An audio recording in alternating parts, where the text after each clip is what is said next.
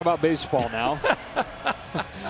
The Dodgers 4-3 on this road trip. Magic numbers sitting at 3 to clinch a 5th consecutive division title, with the Diamondbacks losing last night. They'll get going a little later on. There is a chance that tomorrow the Dodgers could be playing to clinch the division. Every Dodger win, every Diamondbacks loss drops that magic number. When it hits 0, they'll have a division title. Looking forward to watching Yu Darvish go again tonight. It will be very exciting, and exciting for all the Dodger fans and the organization if he can repeat his last performance, which was outstanding. The mechanical adjustments and the work that he has put in between starts is starting to pay off. And if we get the Yu Darvish the Dodgers traded for the rest of the year, that will be an outstanding piece in the October story. Here come the Phillies, playing pretty good baseball lately, having won 5 of 7. Full body of work not good. 2nd worst record in the majors, but the last week or so. And really in the second half, they've been better, as they've injected this roster with some of their top young players out of the minor league system. Dodger lineup tonight brought to you by Honda. Chris Taylor to lead it off. Then it's Corey Seager back in there hitting 2nd. Justin Turner at 3rd. Cody Bellinger hitting cleanup. Curtis Granderson a home run last night. He bats 5th and starts in right, with Utley at 2nd and Grandal catching. And with Granderson in right, that opens up left field for Andre Ethier, as he continues to try to make his case for a postseason roster spot. Aaron Nola's made his own case to be the ace of this Phillies staff. Only 24 years old. He was the 7th overall pick of the draft a few years back, and has had a breakout season this year, coming off career-high 11 strikeouts against the Marlins his last time. A very mature young man, a very polished pitcher. Not a huge arm, 92-mile-an-hour average fastball. The out pitch is the curveball. The league is hitting below 200 on that, and this guy likes to locate. He gets off to very fast starts, one of the lowest batting averages against in the first 60 pitches. So if you can stick around and stay close to him, a little bit of that fatigue, maybe the curveball's not quite as sharp, you can get him in later at bats. Mentioned the curveball being the out pitch. He throws it almost 1/3 of the time. It's one of the highest curveball percentages in baseball. And even guys that don't throw soft breaking pitches and change-ups frequently normally like to do it against the Dodgers, a very good fastball hitting team. They are good at hitting the fastball, and we have seen the league continue to spin the Dodgers. So if a right-hander or a left-hander has a slider and a curveball, they pick one or the other or both. And tonight, I think the Dodgers will see a higher percentage of curveballs from Nola, even more than he normally throws. As Taylor comes up, closed captioning tonight brought to you by the California Earthquake Authority. Get the strength to rebuild. An earthquake, a bad one in Mexico today. There was a smaller one in Los Angeles last night, 3.7 on the west side of town. Our thoughts and prayers with everybody, especially in Mexico, with really a disaster with this most recent earthquake. Aaron Nola climbs on the mound. Chris Taylor stands in. We're ready for baseball in Philadelphia. And off we go with a fastball for strike 1. Inside the park home run to open the game last night. Now Justin Turner followed it with a home run of his own. It looked like the Dodgers were on their way to cruising, especially when you have Clayton Kershaw on the mound. Starts to feel like you got a win in the bag. With the 6th inning home run, 6th inning grand slam from Aaron Altair made the Phillies 4-3 winners. Bad news in the second half of the game, but good news after the game, with Arizona losing and the magic number dropping a digit. Rifled foul.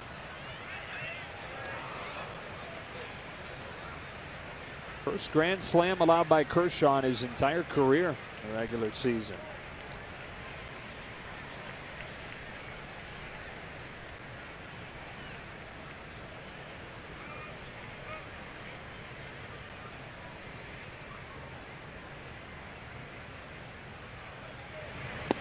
First curve he throws, gets his first strikeout.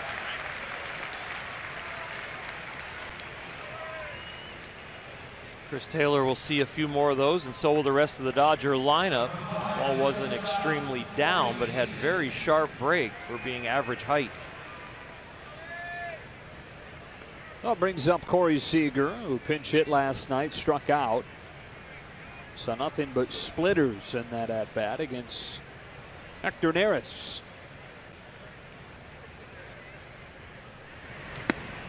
Nola misses low, ball one. Quietly lately, Seager struggling at the plate. 209 in his last 15 games.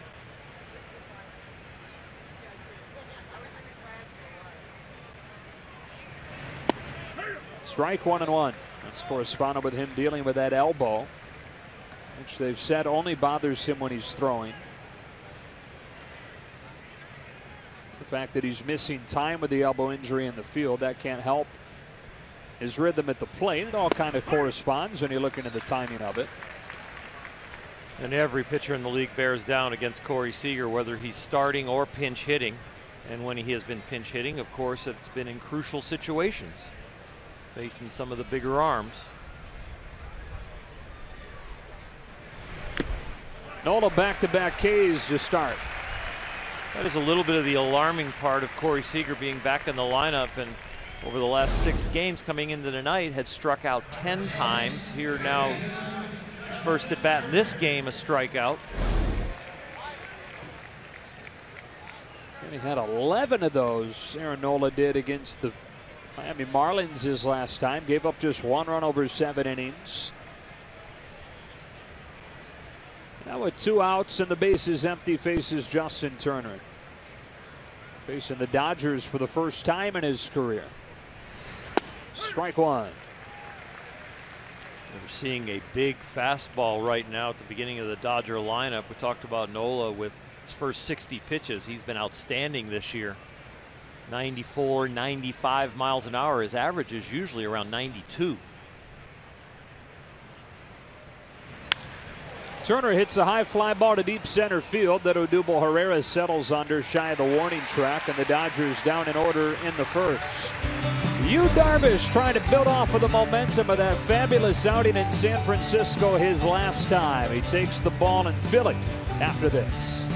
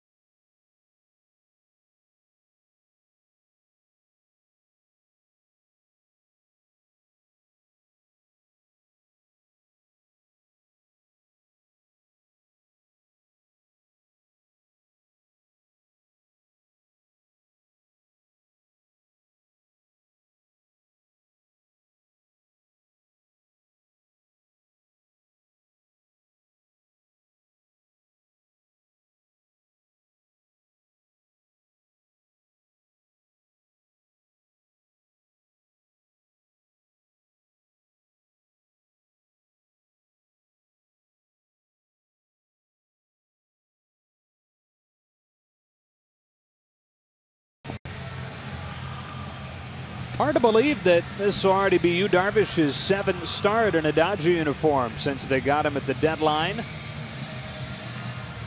Coming off that 7 shutout inning performance against San Francisco last Wednesday. Facing off with these Phillies, and this lineup brought to you by Honda. And Cesar Hernandez back at the top of it, then Freddie Galvis and Odubel Herrera. The rookie Rhys Hoskins, another rookie in Nick Williams, and Aaron Altair, last night's hero. And a pair of rookies down at the bottom, and Crawford and Alfaro. I mentioned it off at the top, but Darvish has faced the Phillies once this year while he was with the Rangers in interleague play and held them to a run over 7 innings, struck out 9. Real nice outing against the Giants, and that nice outing against the Phillies when he was with the Rangers should give him a lot of confidence coming into this ballpark and this game. And for me, he really just needs to repeat his delivery and start to look like the Yu Darvish that we traded for. And you know, it's odd to call him a number 2, but when you play on a team with Clayton Kershaw, that is the ranking you would give him. But he can pitch like an ace, and he can carry you. And really, that's all the Dodgers are hoping for right now, that he can step forward and really command that he's the number 2 guy entering the postseason. For a while there, it was take your pick between Darvish and Hill and Wood. And now waiting for one of those guys to step forward. His first pitch of the night misses badly. That was interesting. We took 5 signals to throw the first pitch. A lot of times you might say to your catcher, you know, this is what we're going to do the first 2-3 pitches, just to kind of ease into the outing. But 5 signs to get to the first pitch. That gets a soft ground ball off of the hands. There's Chase Utley. There's out number 1. Mr. Hernandez grounds out to the guy that he replaced at second base here in Philadelphia. And Grandal already out there for a chat. Looked like Yasmani was just saying, hey, my bad. We'll get to it. No matter whose fault it is, it's really good if the catcher blames himself. Yeah, spoken like a true pitcher. Exactly. Freddie Galvis.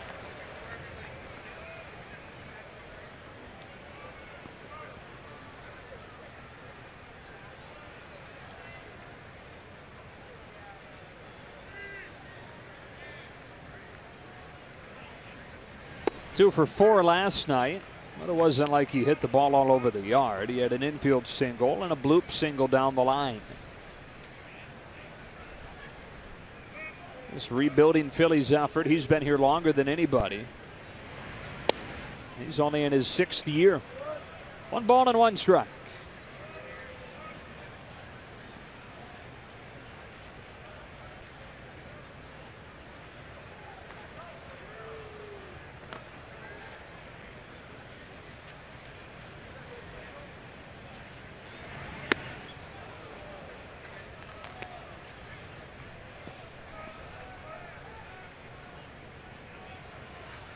Darvish going with 2 sliders and then a fastball there that he missed with.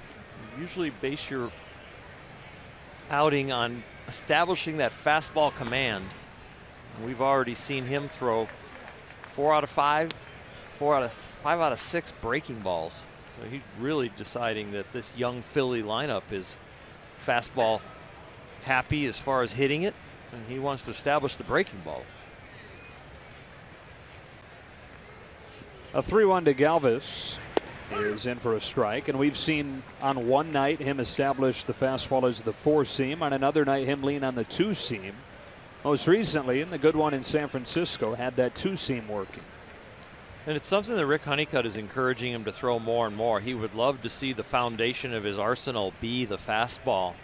And that's been hard to have you kind of establish so far. He reminds me of Chan-Ho Park. Chan-Ho had a 96, 97 mile an hour fastball, but he considered himself a breaking ball pitcher. Another soft ground ball. Bellinger's got this one. 2 up and 2 down.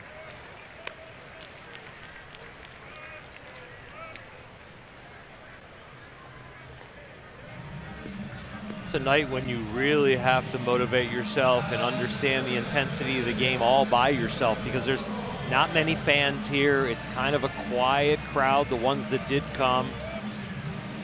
And so you're not going to feed off the intensity of the moment in this arena. You're going to really have to lock in. Motivate yourself.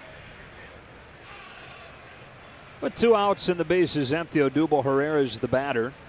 Score in the first inning here in game 2 of 4 between these teams this week. Herrera's out in front, strike 1.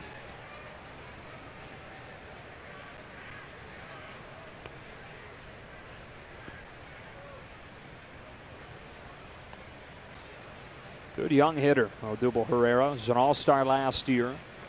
Pretty similar numbers this year, especially good since the All-Star break. So you have on the mound, as you know now, if you're a Dodger fan, the slowest worker in baseball.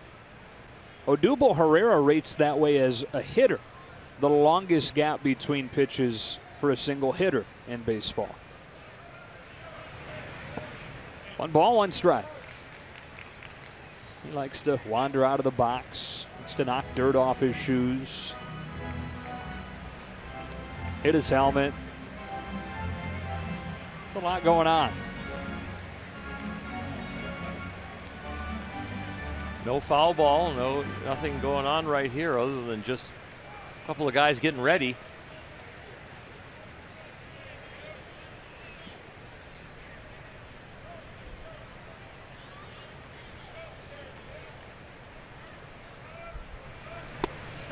Nice pitch, caught the corner for strike 2. Well, you can really see that Yu Darvish is wanting to throw the breaking ball. The slider is the predominant pitch so far in this game. This is not a guy who doesn't have a great fastball. That's the funny thing. He's got a cutter, a 4-seam fastball, a 2-seam fastball, and he can average close to the mid-90s.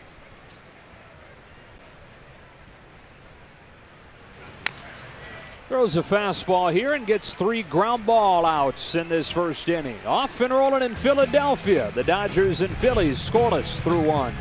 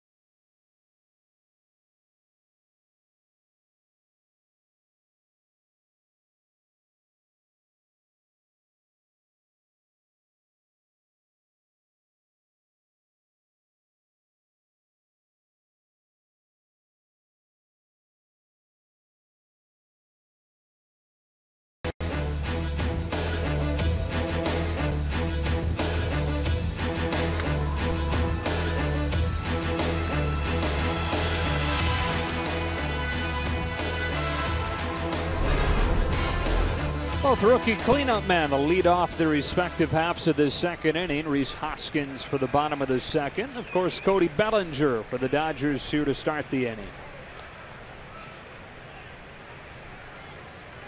38 home runs for Bellinger, tied for the National League rookie record. Take strike 1 from Aaron Nola.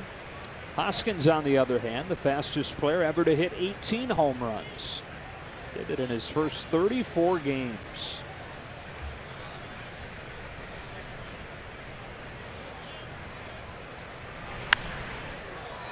Slice foul, and it's 0-2.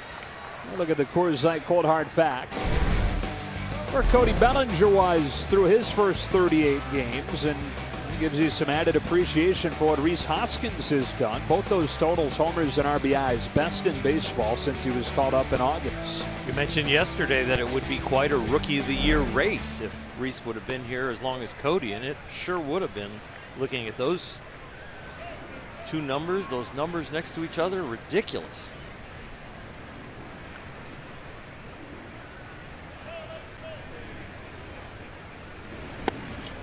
sharp pitch from Nola to get Bellinger his third K already. Established the outer half of the plate with the fastball. Then when the breaking ball starts on the outer half but breaks all the way down to your back leg, that is very hard to track. 14 pitches, 12 for strikes. Brings up Curtis Granderson. Hit his 5th Dodger home run last night, but his first one since his first week with the team. And it seemed like he was homering just about every day. It's been a rough month of September. Dave Roberts trusting that he'll break out. Always been a streaky hitter. And they're willing to wait on the results to come here with a couple of weeks left in the regular season because they know how important a PC can be in October if he does in fact rediscover it. The bottom half of this order is playing for at bats and playing time. Granderson, Utley, Grandal, and Ethier. A bunch of left-handed bats, and I know Yasmani's a switch hitter, but mostly going to hit from the left side. Looking to show that they can get hot and help the team.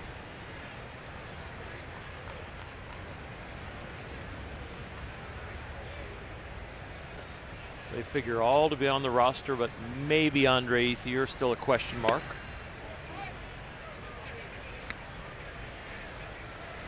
Ethier getting a chance to prove himself tonight in the starting lineup. Hitting 8th. It was interesting, Dave Roberts talking about Andre Ethier hitting 8th. Granderson yanks one into the shift, 2 out. He talked about Andre, and he said, I know he doesn't mind hitting 8th because he's been pinch hitting, and well, we want to see him in the field. So it was almost like, I don't care where he hits in the order, I want to see if he can play left field. So maybe he hits 2nd, maybe he hits 5th, maybe he hits 8th. What we're really looking at, we like the bat and what we're seeing in the bat. And another hero's welcome for Chase Utley.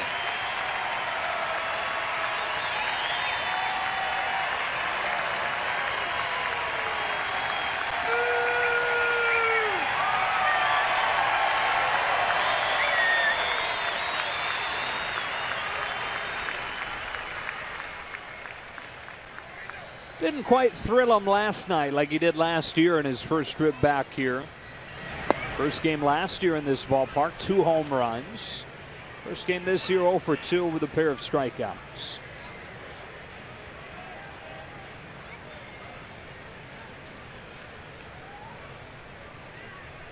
"13-year Philly," one of the all-time great Philadelphia Phillies. A little bit low and away, 2 balls, no strikes.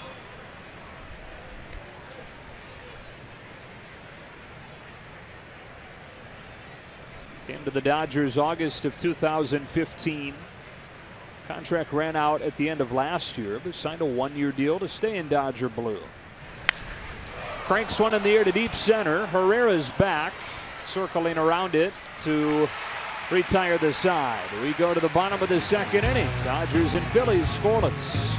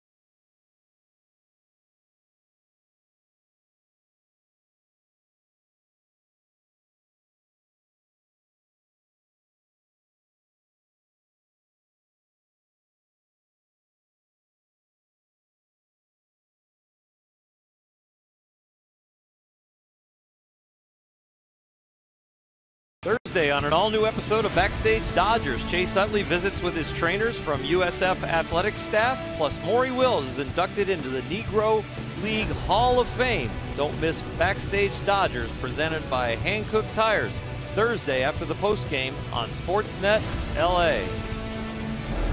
While that plays, the Dodgers will head home from this long road trip. They sit at 4-3 on the trip right now with 3 games left, counting tonight.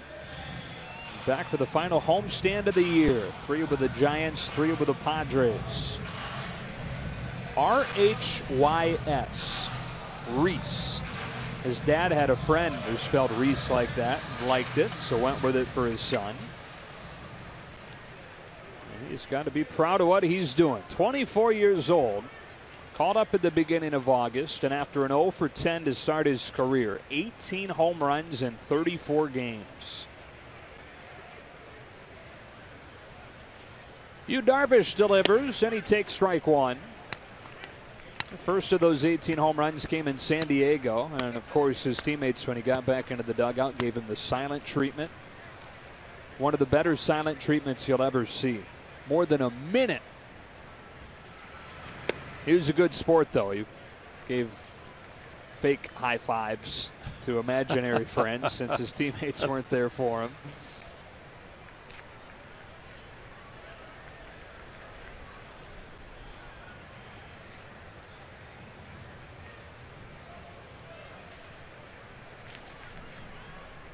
The 1-1. Strike 2. If he continues on this pace throughout his career, can you imagine how many kids born in the Philadelphia area that will have a unique spelling of Reese? Yeah. Be interesting to track. I wonder if there are any yet over the last couple weeks. That's a possibility.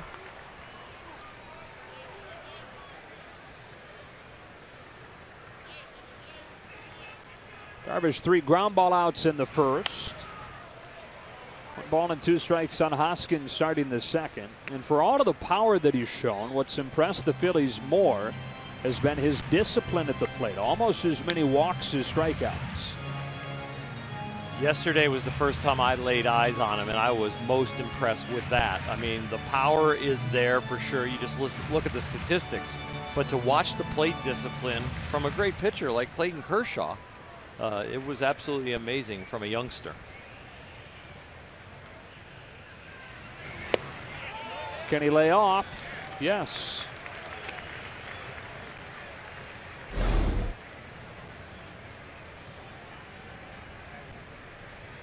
Took some strength to stop that bat.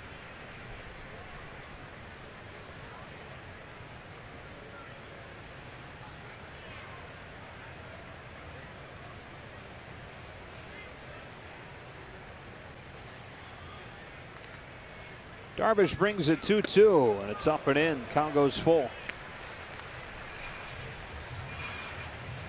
Yu has not shown much confidence in throwing the fastball, and when he has, he hasn't really thrown it very much for a strike. Got a ground out to end his first frame with it. Mostly shown that he wants to throw the breaking ball over the plate, and I would suspect that's what he's going to throw here, 3-2.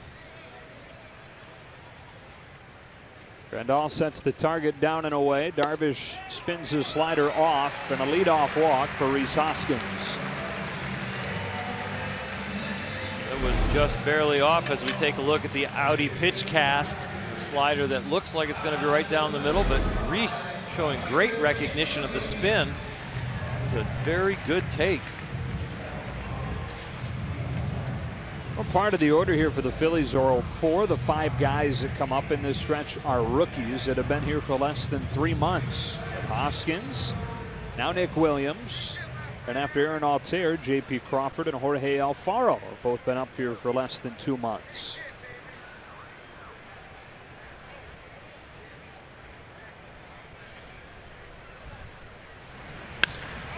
Over the plate, banged to left, sending Ethier back to the warning track to make the catch on a night where the wind is knocking those fly balls down. Yeah, not the easiest outfield to play here tonight, because you're going to hear something, you're going to see something, and then you've got the effects of the wind to play. And Andre Ethier has not been out there for a lot of reps this year or even last year. Dave Roberts got him out there and left, and gets to track down a ball and give his manager some confidence. Which you figure Aaron Altair gained plenty of last night with a grand slam against Clayton Kershaw to win the game for the Phillies. One swing changed the entire night. A 4-3 Philadelphia win.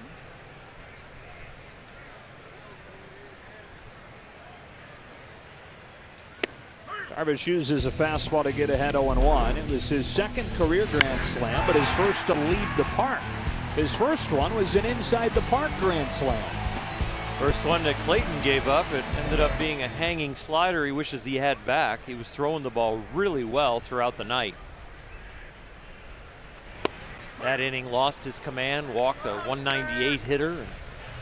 Real hard to look at the hitter the next day as you sit there and have to wait for your next outing when you're the starting pitcher, that the batter that beat you is in the box.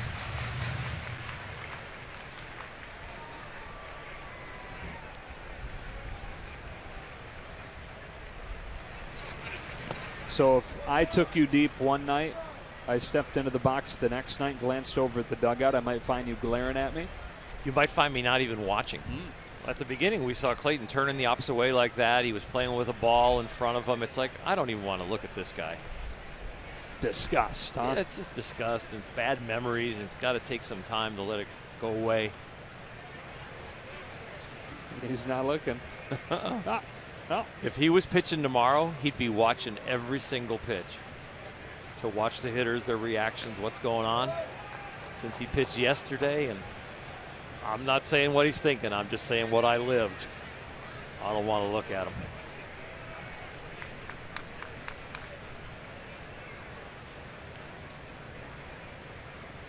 The wounds take time to heal. 2-2. Got ahead with a couple of fastballs and has thrown 2 off-speed pitches and missed with both. And a teammate that has no feel for the game is not supposed to say, so what he hit last night, as he's walking up to the plate. Really make you feel bad. That guy's got no feel. Yeah.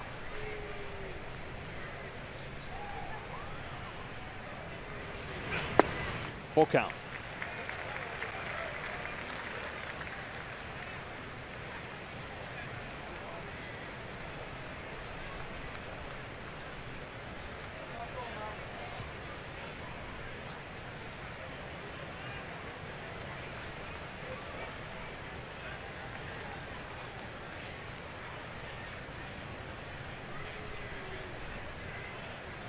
Hoskins runs, and they will stay out of the double play. Seager gets a test for that arm with a long throw and time to get a good runner in Altair.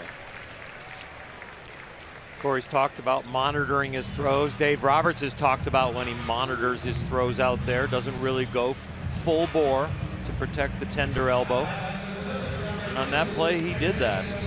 Kind of ran around it with a backhand and then just kind of eased into the throw, didn't gun it. Kind of routine toss over there with a little arc.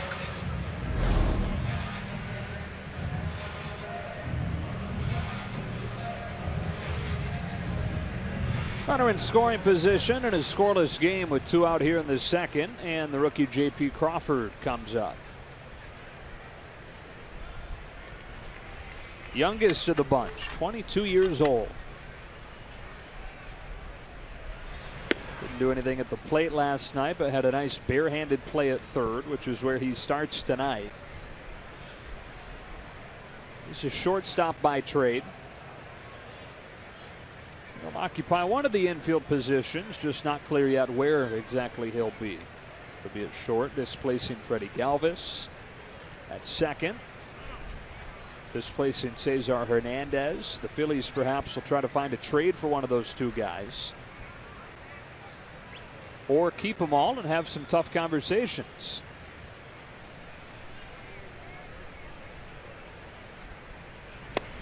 One and one.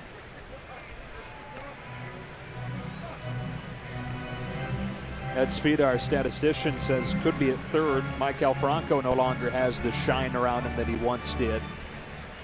No longer a guy that's in the lineup every single day.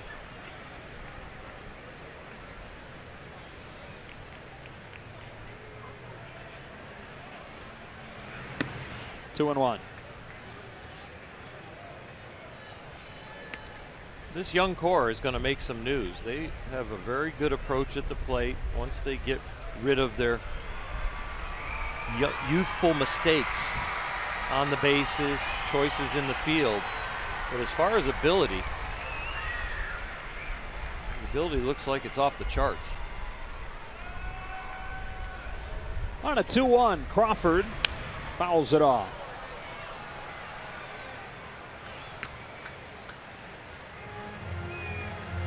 '16th overall pick out of Lakewood High School in Southern California. He's headed to play at USC, but money was too good. The opportunity was too good. Signed with the Phillies, and has been one of the top prospects in the system every year since. And if they're Corey Seager, they couldn't wait for him to arrive. Hoskins at second with 2 gone, and a 2-2 pitch. Struck him out, burying that slider to finish the inning. A leadoff walk, but nothing else. Threw it 2, no score.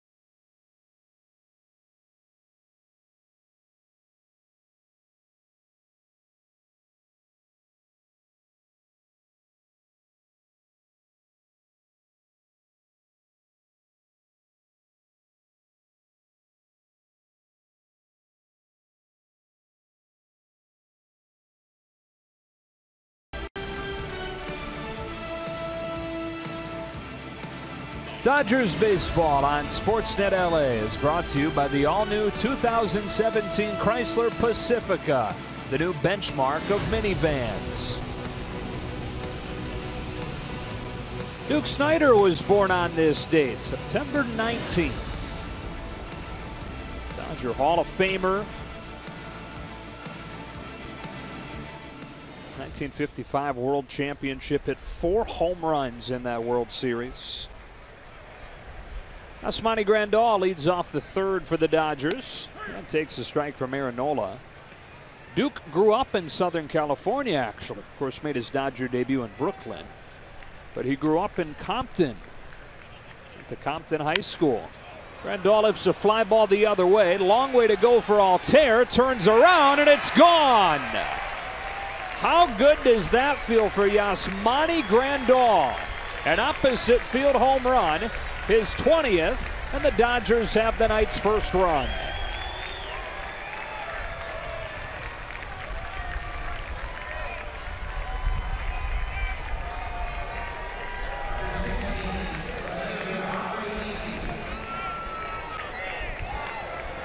Let's take a look at our Morongo Casino and Resort slow-mo cam. Ball that's away, he hits it where it's pitched. Dave Roberts has talked so much about Yasmani is good when he swings at strikes and leaves balls alone. He hasn't been doing that lately, but he did it on that one. Up comes Andre Ethier. One night after the Dodgers got their 5th 20 home run hitter, they now have 6. First time in franchise history. Chris Taylor last night getting number 20. And Grandal tonight. And boy, feeling his job slipping away. Austin Barnes getting more and more playing time. Grandal in his first at bat after Barnes' most recent start, which was a bit of a statement start, that it was catching Clayton Kershaw. First at bat after that, opposite field home run. Because you could project that battery as the first game of the playoffs. When Austin Barnes had only caught Clayton 4 times going into last night, that being the 5th. We're trying to get him a rep with Clayton. Falls off the table and gets Ethier. Already the 4th K for Aaron Nola.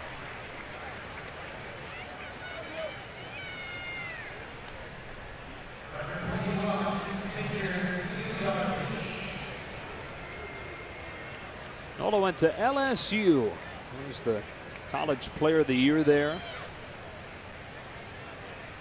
The Phillies drafted him in the first round, 2014. Darvish batting left-handed here. Ball 1.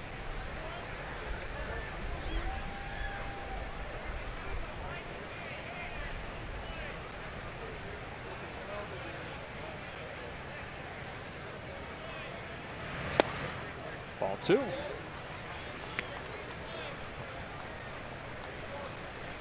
Nola hasn't watched a lot of film on Darvish and batting because Darvish doesn't swing much. I'm sure he's just trying to throw him some basic strikes.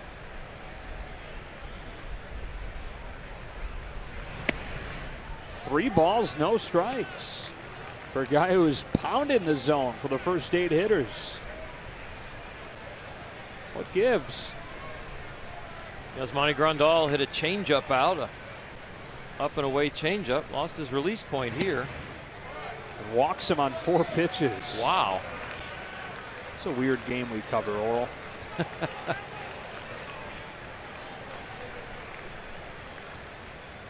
Only threw 7 balls to the first 8 hitters in this game, and then walks Darvish on 4.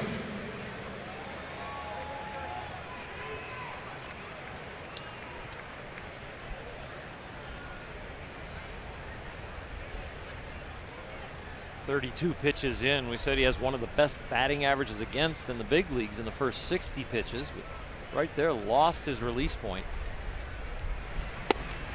Finds it again, strike 1, but he found it with a breaking pitch. Exactly, and that's, you know, good catching right there to put down the curveball, because you on the curveball you're trying to throw or spin the front of the ball, and on those fastballs he was missing with, he was dropping his elbow and throwing the back of the baseball. Lining back up. Going to try to use what he found by throwing a fastball, and Chris Taylor hits a line drive to left, caught by Aaron Altair.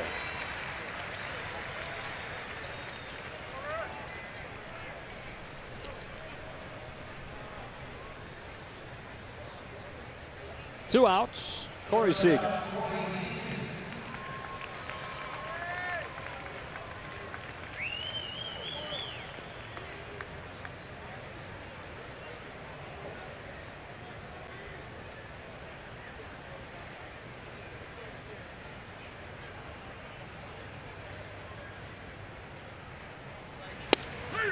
Strike 1. Corey's searching right now. He is not used to hitting 200, a little over 200 over a long period of time.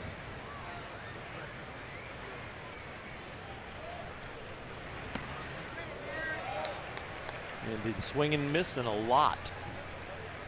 Chasing the high fastball and chasing the low breaking ball like that last one.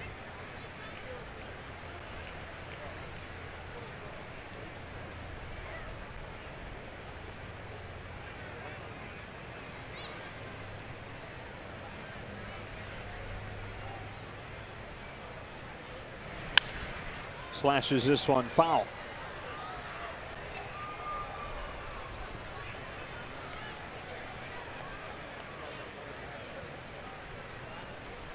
Our partner Nomar Garcia-Parra will tell you when a guy's in a slump, a lot of times it's not that he's just not getting hits, it's that he's missing the pitches he should hit. And I think Corey would tell you with an 0-2 count to get a nice solid fastball away, but to foul it off would be one that he wish he could have back.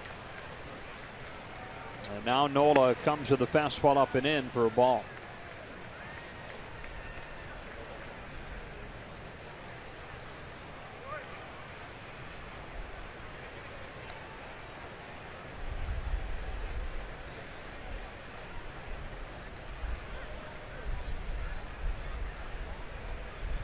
A 1-2. And he's gotten Seager swinging for the second time tonight. But the Dodgers' first hit of the night leaves the yard off of the bat of Yasmani Grandal.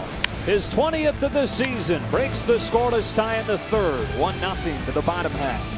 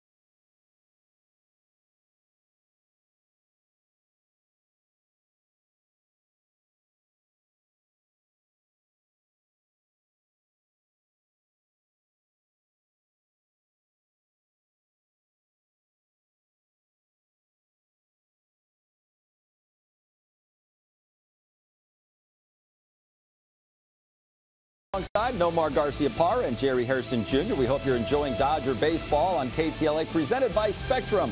Let's look at the Dodgers calendar. 2 more against the Phillies before the Dodgers come home for their last homestand of the season, beginning Friday nights against the Giants. Sign up for Spectrum TV. It's the best ticket in town. Back to Joe, Oral, and Alana. All right, John. Dodgers in front of the Phillies on a Yasmani Grandal solo home run. To the bottom of the third we go. Darvish to face 8, 9, and 1 in the Phillies order.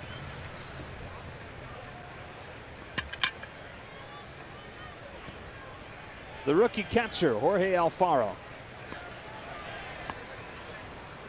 Debuted with a handful of games last year, and the plan was to have him in the minors all year this year, but an injury to Andrew Knapp, one of the regular catchers up here, forced them to bring him up a little bit earlier than they wanted. And much better this time around. He's hitting above 300. He's homered in 2 of the last 3 games. What has turned into an audition for the opening day catching spot for next year. Darvish is 1-0.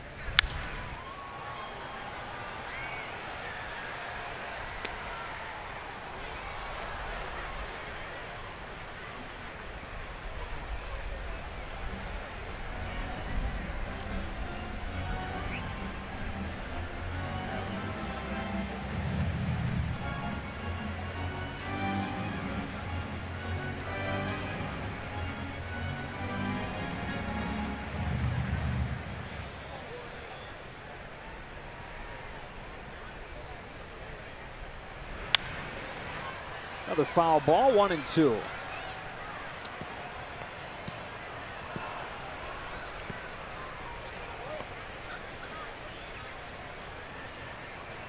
Get that 1 run, magic numbers down to 3.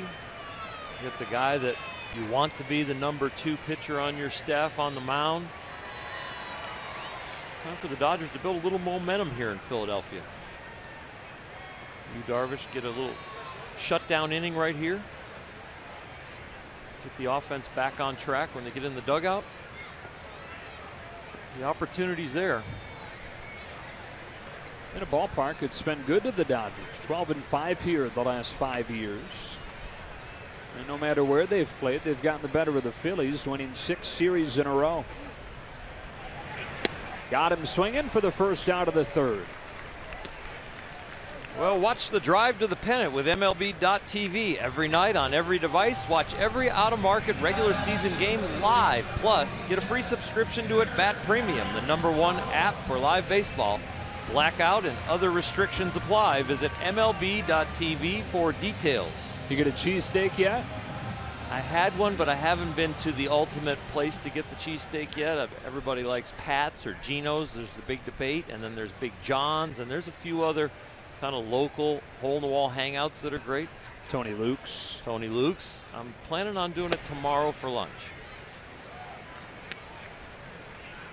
Ball 1 on to Aaron Nola, who issued a 4-pitch walk to Yu Darvish.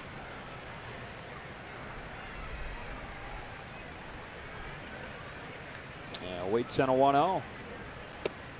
Strike 1.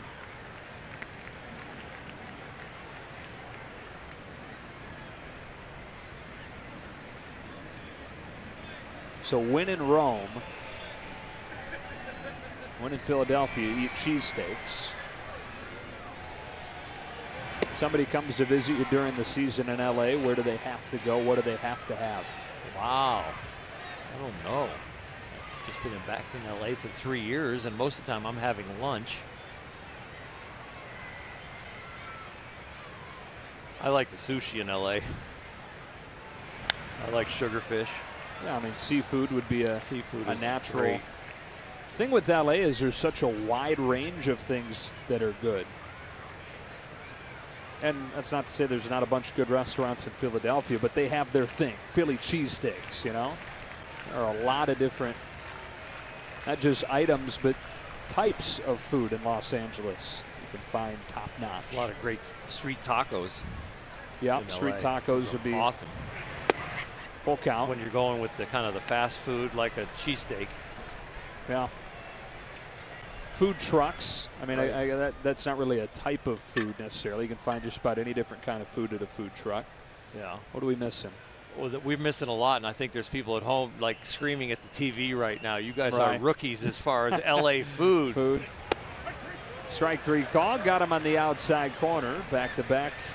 K's to open this inning for Darvish. Alana, what do you think? Guys, you don't even have to go as far as Geno's or Pat's or Tony Luke's here in Philadelphia. All you have to do is come down to the Dodgers clubhouse. They make these amazing cheesesteaks right here, made to order. Whenever you're ready, you can pick one up. You don't even have to get in your car. You don't have to get into an Uber. Just go to the Dodgers clubhouse. I had one yesterday. Legitimately the best cheesesteak I have ever had. And Wow. I've had Pat's and I've had Geno's as well. How much did it cost, Alana? It was free. Oh, I didn't know.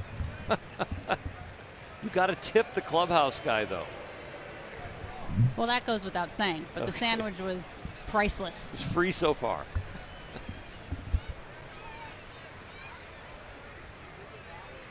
Top of the order again. Here's Cesar Hernandez taking a strike. Of course, Dodger dogs. That would be an LA, a very distinctly LA item. Sure. I just want Alana to bring a cheesesteak onto the bus for me. She'll be down there getting post-game sound. Get the cheesesteak made while you're getting the post-game sound and bring it onto the bus for me back to the hotel. Please. The more I'm thinking about it as far as the LA question, and again, I know we'll get help online. Social media will let us know, but seafood, you know, if you're going really broad, and tacos. Mm-hmm. Does that sound like a good stab? I think it's a really good stab. That's what first came to mind for me.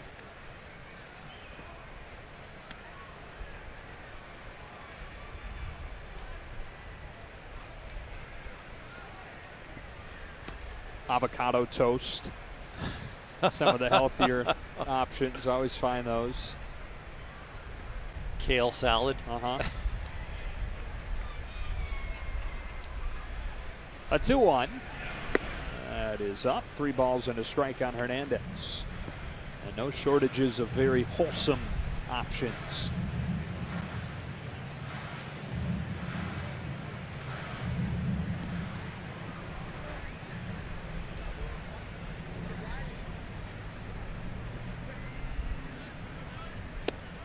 Full count. As Darvish tries to work a 1-2-3 inning. Striking out the 8 hitter, striking out the 9 hitter. 3 balls and 2 strikes on Cesar Hernandez.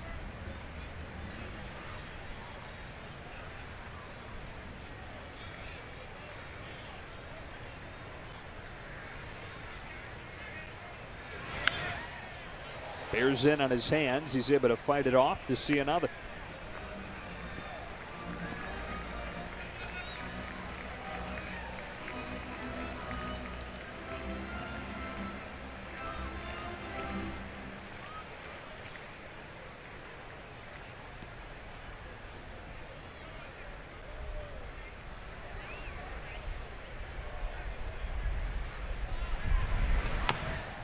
Little tapper, and no chance.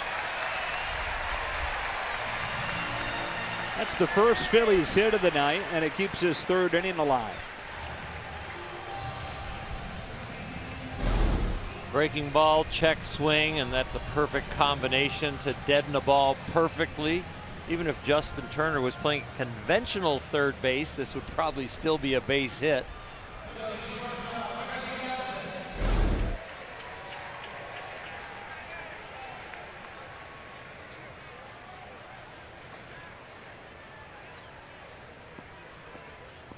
Is that a Chris Taylor barrels are overrated yeah, hit? that would qualify. 2-out chance for Freddie Galvis.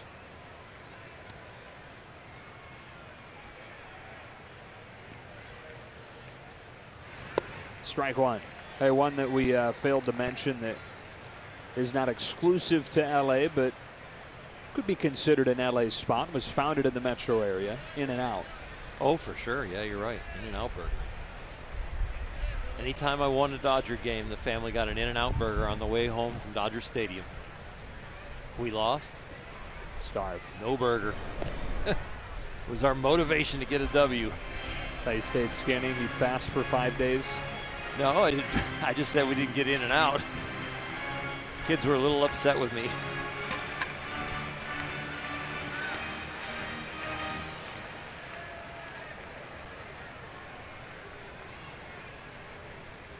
When I grew up, my parents, my Little League coach, over the years, if we won our Little League game, we got to go to A&W root beer. Oh, yeah. A&W root beer was a huge motivation to win your Little League game.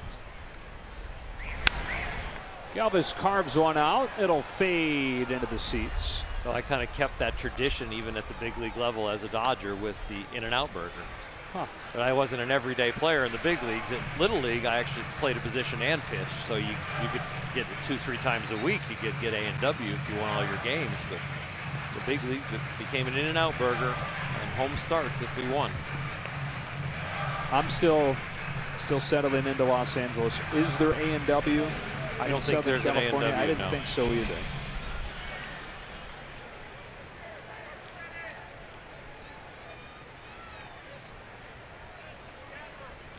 Darvish lets the 0-2 fly after a look to first. In those days, it was the car drive up too, and they bring the tray out, and you take your window down about halfway, and they put the tray on the window. They bring it on roller skates there? Not there. No. They walked it out, but the frosty mug and hot dog or a hamburger and fries, sitting there eating it in your car, enjoying it, talking about the game. Big time memories with my dad and mom. Mom ran the concession stand, and Dad was the league administrator, and we used to work on the fields every Saturday morning to get them ready for the 3 or 4 games that were going to be played that day. Runner takes off on strike 3, and Darvish winds up getting 3 Ks in the inning. I'm contractually obligated to shout out Arby's. They gave me my very first opportunity in this world professionally. Curly fries, man.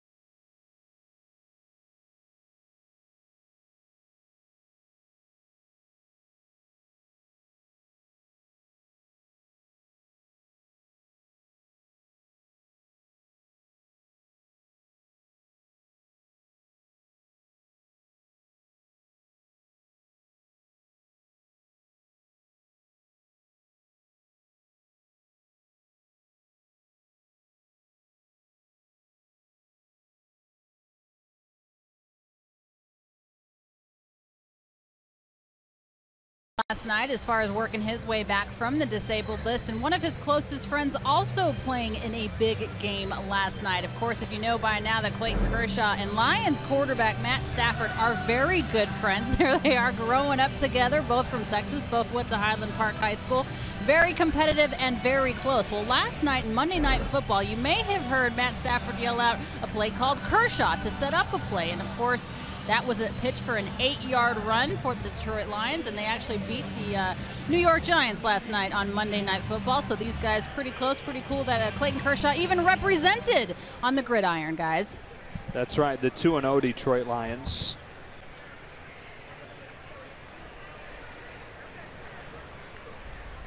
Detroit Lions, you're going to have to start taking them serious. I know you've taken them serious your whole life. Yeah, and they've that's done me a lot of good. Justin Turner goes after the first pitch that he sees from Aaron Nola and is quickly retired. Dodgers one hit over the first 3 innings, but made it count. Home run from Yasmani Grandal.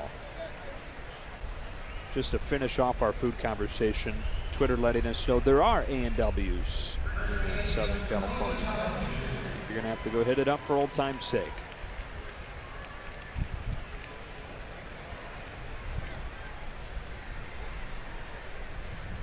Cody Bellinger watches one drop in from Nola, strike one.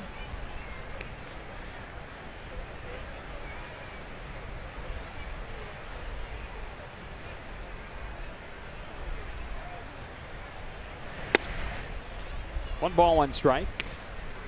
Dodger offense looking to find its stride again.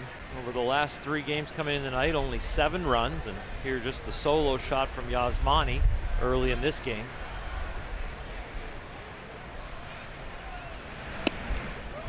Change up fades away from Bellinger for strike 2. Much better change there than the one Yasmani hit for a home run. Dave Roberts looking on with the crossed arms. I know he's probably a little concerned about the offensive production, something that has been very consistent throughout the year. That's yanked into center field, a base hit. There's a start.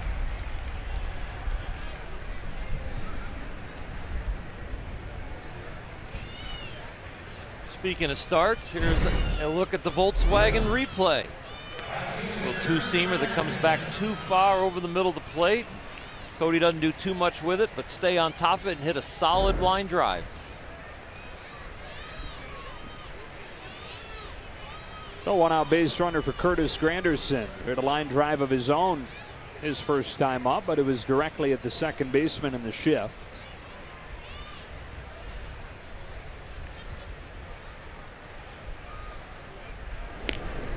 Shift is still on, but they are much shallower, and that line drive would fall in against this defense. It was out in short right field that it got caught in his last at bat.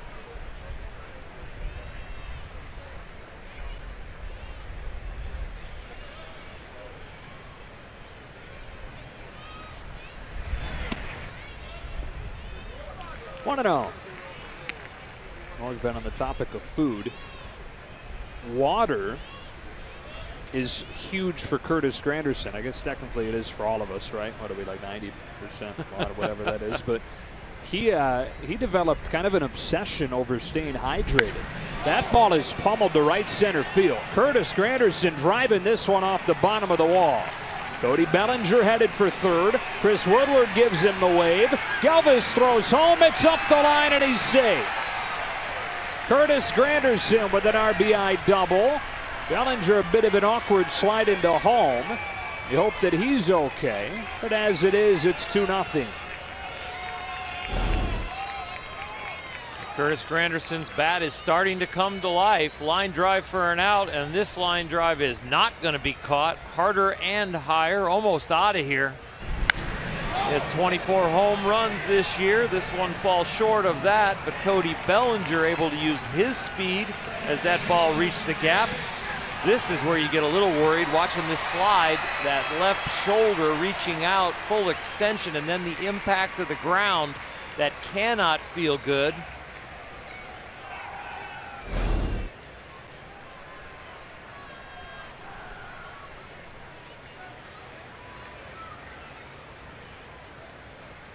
And nods off a member of the training staff. Looks like he's okay. Chase Utley takes a strike. You get full extension, and then the front of your shoulder gets exposed, and it didn't look like a huge impact. You did a nice job sliding through the bounce. But boy, anytime you get an outstretched appendage and you're just like laid out, and then you get an impact, that can give you some hyperextension. Ground ball to first. Hoskins with a backhand play feeds Nola. Up to third goes Granderson, who in 2011 had to go to the hospital to get an IV because he had a sore throat and had a fever.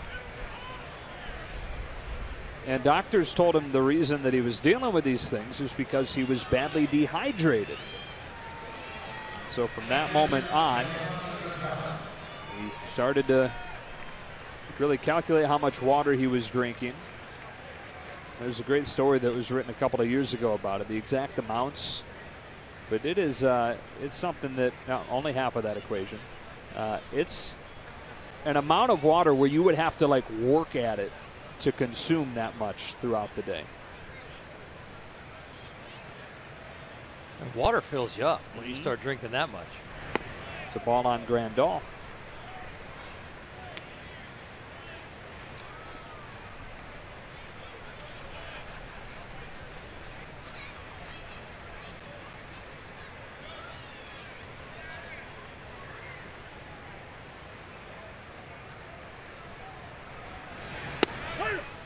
One ball, one strike.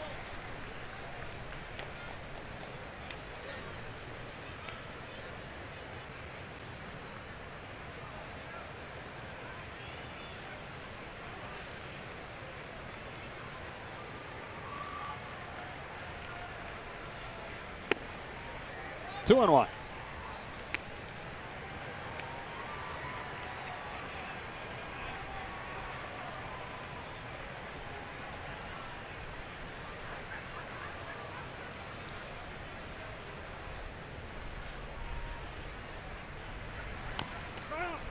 Got a piece, 2 balls and 2 strikes. Dodgers trying to add a run here with Granderson at 3rd and 2 out. Got their first one on a Grandal home run, and then Granderson the RBI double here in the 4th.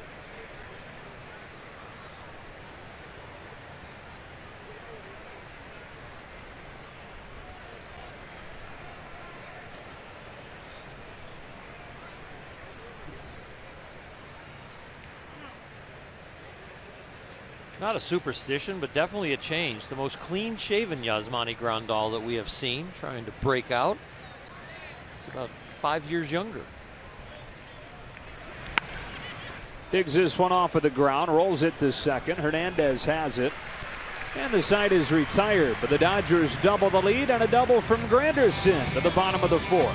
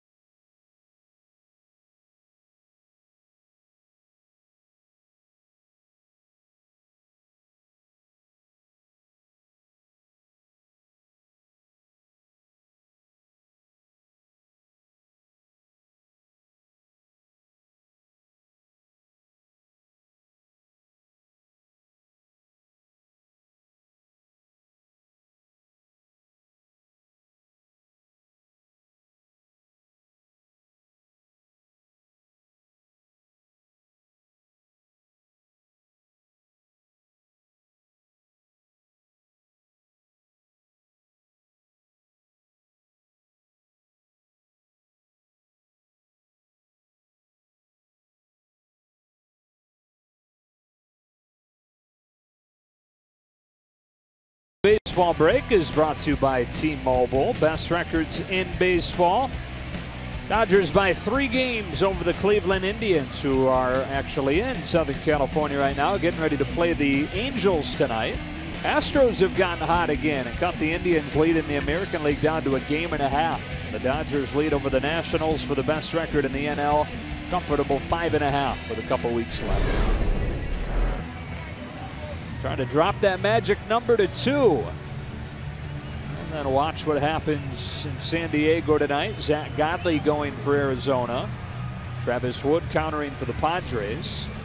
There's a chance that the Dodgers could be playing for a chance to clinch the division tomorrow if they win this one, and a loss from Arizona tonight. And the Nationals have the same exact score as the Dodgers. They're up 2-0 on Atlanta in the 4th inning. So they're trying to keep pace to compete for that best record in the National League.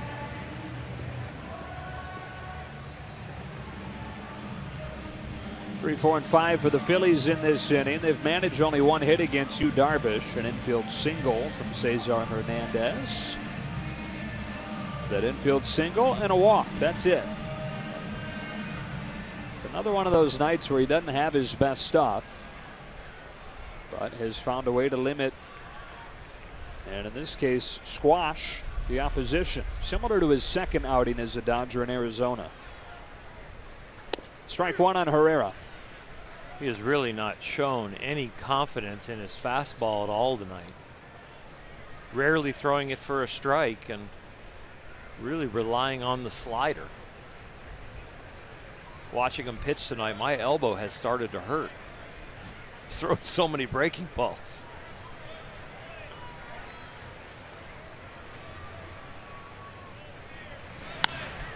Ripped to right and a base hit. Granderson cuts it off on the track. His throw to second offline, and Herrera starts the inning with a double.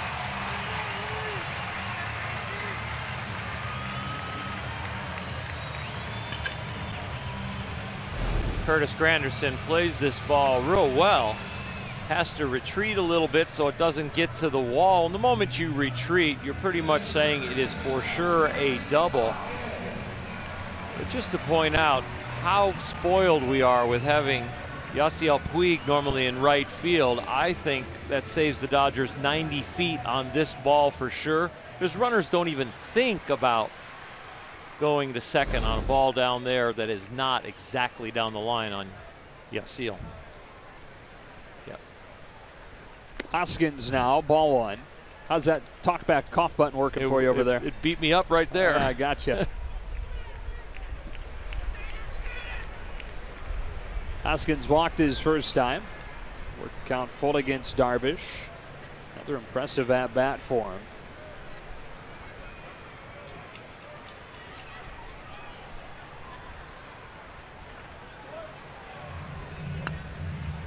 Herrera's 40th double. I only tell you that because it's tied for second best in the NL.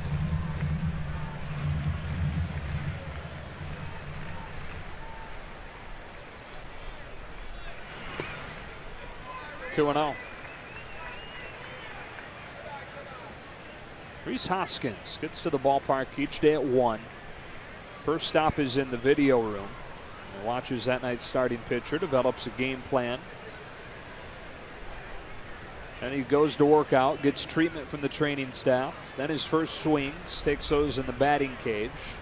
Takes him up to time for batting practice. And said he's pretty confident once the game starts, because he knows he's put in the time to be successful, and he's too competitive, always has been, not to do that, not to do everything that he possibly can to put himself in a spot to succeed. One of those guys that couldn't live with going up there and having an 0 for 4 and then looking back and thinking he could have done more to prepare himself. On a 2-0 pitch, he takes a strike.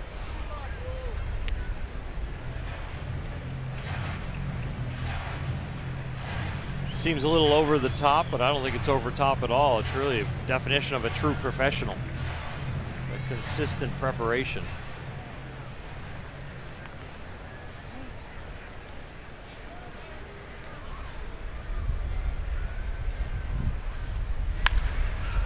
2-2.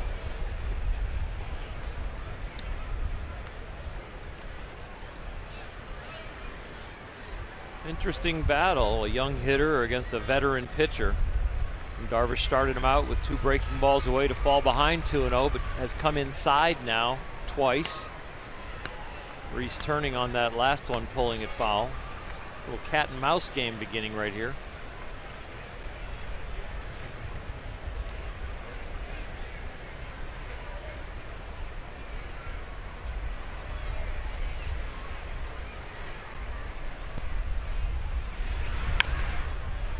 Drags a bouncing ball to short. Corey Seager throws him out. Herrera takes off for third and gets in there safely.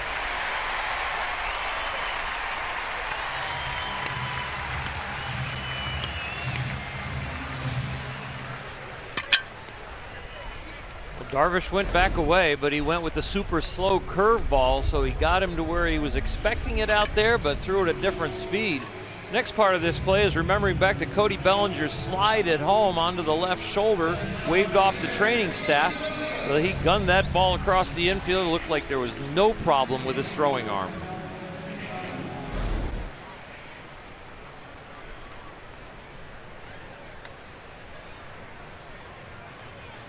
So here's where you, Darvish, can use that strikeout stuff. For the man at third and 1 out, Nick Williams looks at a ball. Got 1,000 strikeouts faster than any pitcher in the history of this sport. Darvish, 31 years old, 5th season in the majors.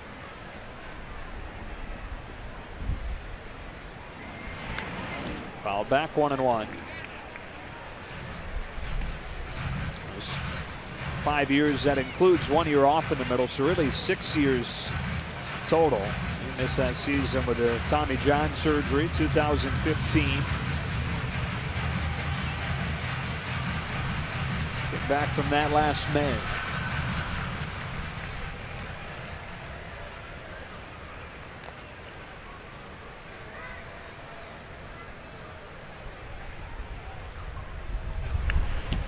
And he's in a good spot here, 1-2. Well, that wind is really whipping the last few minutes, huh? It's completely different than last night. Last night it was kind of blowing out to left field that way, kind of swirling around. Tonight it's more straight in. You've seen the ball get knocked down to center field and to left field.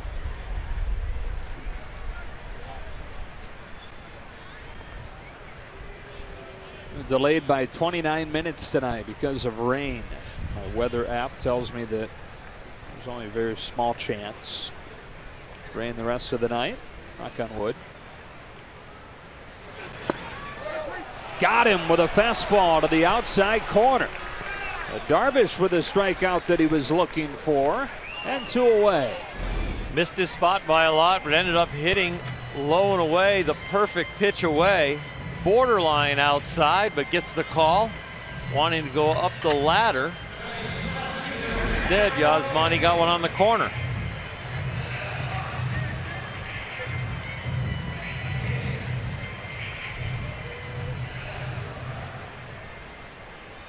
So with 2 outs, it's last night's hero, Altair.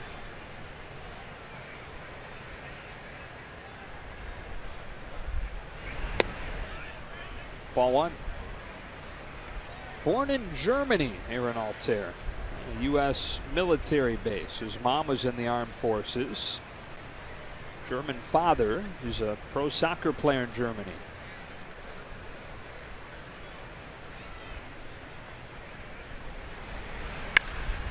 Lifts one in the air to right center. Taylor's back, converging with Granderson. They collide, but Taylor makes the catch. And that wind that you reference, first of all, kept that ball from flying out of here, but then created some issues for the two. They can breathe a sigh of relief because the Dodgers hang on to a 2-0 lead through 4.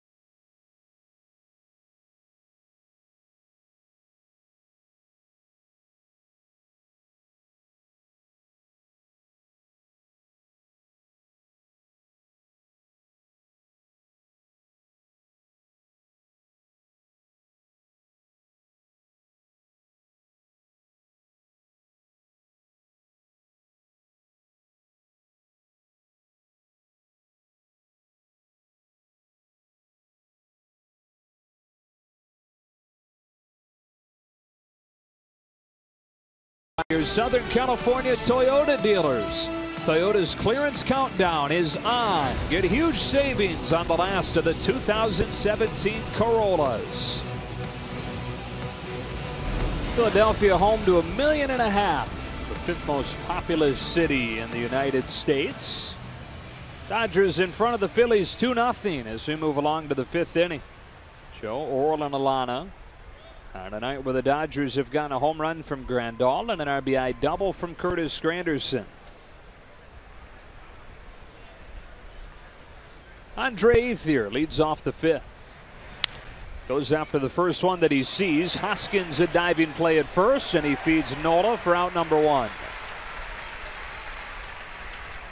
Dodger fans, be part of postseason excitement. Tickets for potential postseason home games at Dodger Stadium for the Division Series, for the National League Championship Series, will be on sale beginning at 10 a.m. tomorrow morning. Tickets are available weekdays at Dodger Stadium box office or at dodgerstadium.com/postseason.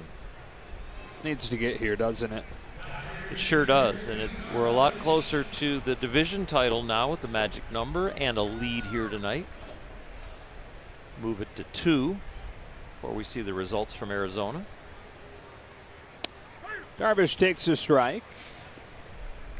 Not only was it Darvish's first career walk, his first time up,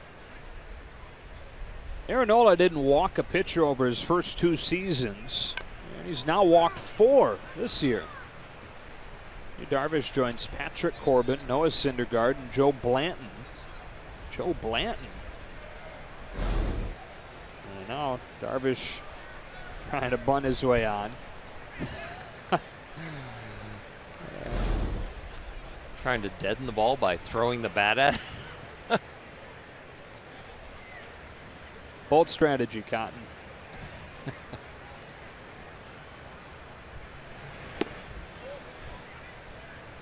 You're killing me, Smalls.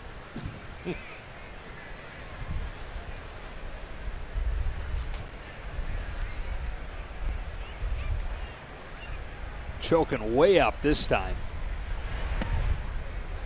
That's Joey Votto level of choking up. Going for a new record.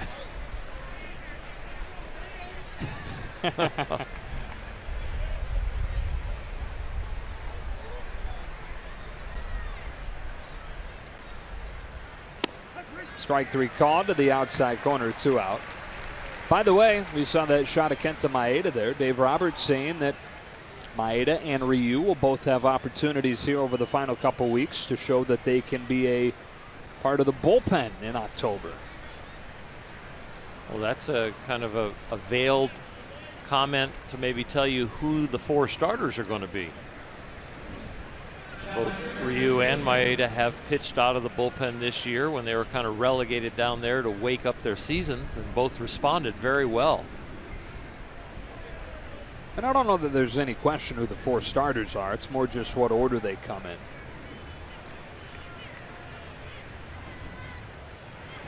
Strike on Taylor.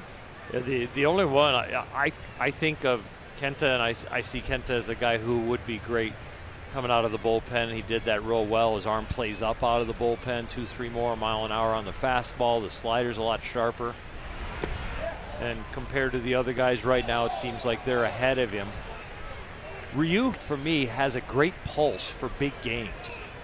You know, his pulse in a regular season game seems maybe sometimes a little low, but in the big games, boy, he seems to have a knack to really go to the next level and make pitches consistently, and we've seen that. And I hope he gets an opportunity, if he's not in the postseason rotation, to pitch out of the bullpen, because I think his makeup is perfect for the postseason. He does not seem to get rattled at all.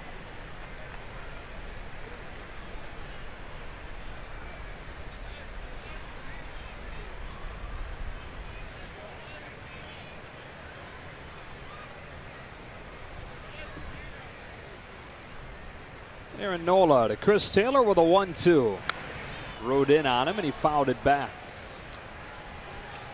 You're talking off of the top about Aaron Nola, how good he is over the first 60 pitches of the game. He's now reached that phase of the game where he's been a little more hittable. Maybe a little of the edge comes off all of the pitches. You wouldn't mind that on the changeup, it losing velocity, but you don't like it on the curveball, which is the outs pitch, to lose some of the sharpness. Little dribbler that Nola cuts off, and he's got himself a 1-2-3 fifth. Halfway home at Citizens Bank Park with the Dodgers leading 2-0, trying to drop the magic number to 2.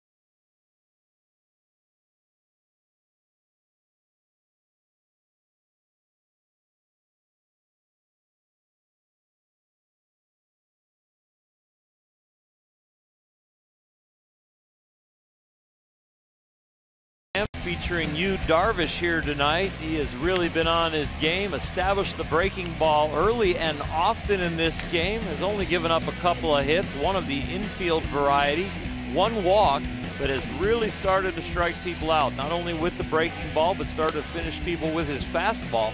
Mixed his pitches really well for the 5 Ks that he's got so far. Only 3 base runners against him, a walk, a single, and a double. J.P. Crawford leads off the 5th, takes just barely high.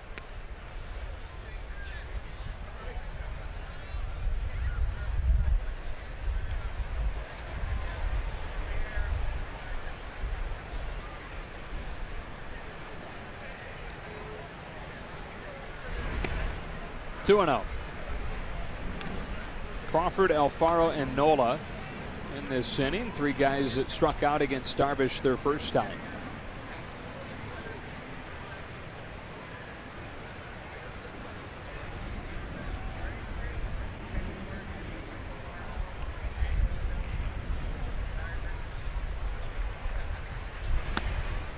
Three and 0. Always happens. You do a Carl's cam on somebody and they fall behind 3-0. Well, right back there in the strike zone. 68 pitches. The pitch count's pretty much under control.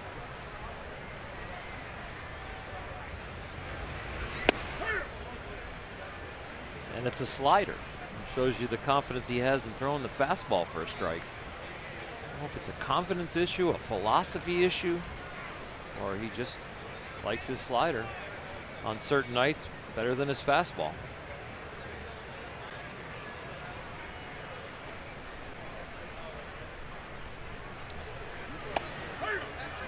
Again to the outside corner.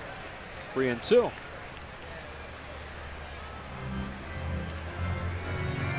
Pitching forward is using your fastball and then use your fastball to set up your breaking ball. Pitching backwards is using your breaking ball to set up your fastball.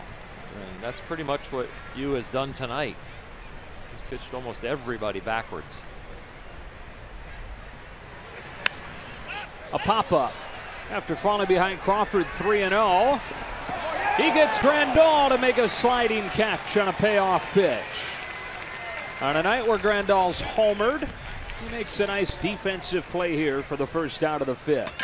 We saw Chris Taylor and Curtis Granderson the last inning battle the wind and almost collide. Taylor capturing it. This one, Justin Turn, Yasmani tracking this ball, but with a swipe of the glove, Yasmani makes a very nice play. That is not the easiest thing to do with the catcher's glove.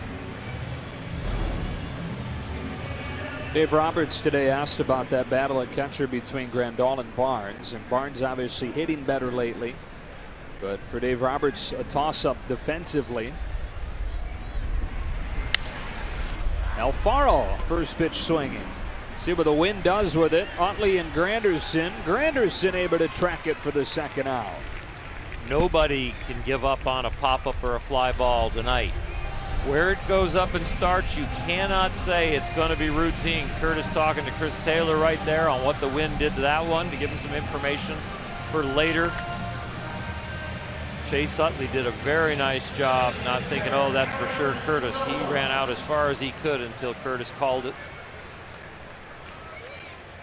And Utley was telling us yesterday that this ballpark, a lot like San Francisco, there really are no flags that you can trust. And Chase was in here when this place opened, so he knows. 2 up, 2 down in the 5th. The pitcher Nola looks at a strike.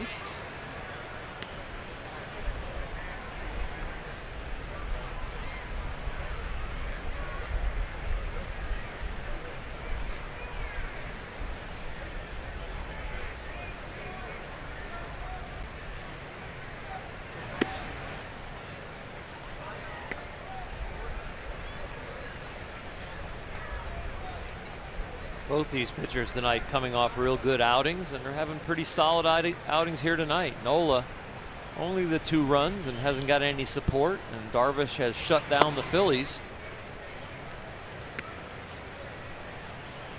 Yesterday, one of the biggest discrepancies in pitching matchups you could have, as you see the pitches from Darvish and how he's kept that count under control. But you had the best ERA in baseball against one of the worst ERAs in baseball.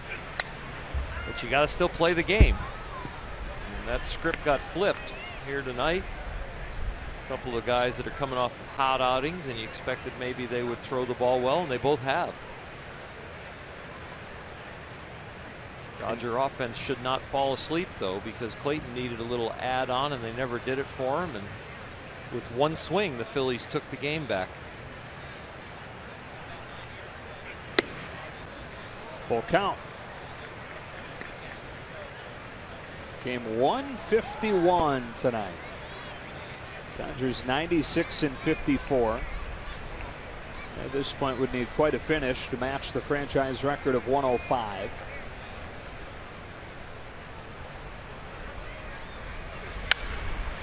They've been foul, and it stays at 3-2.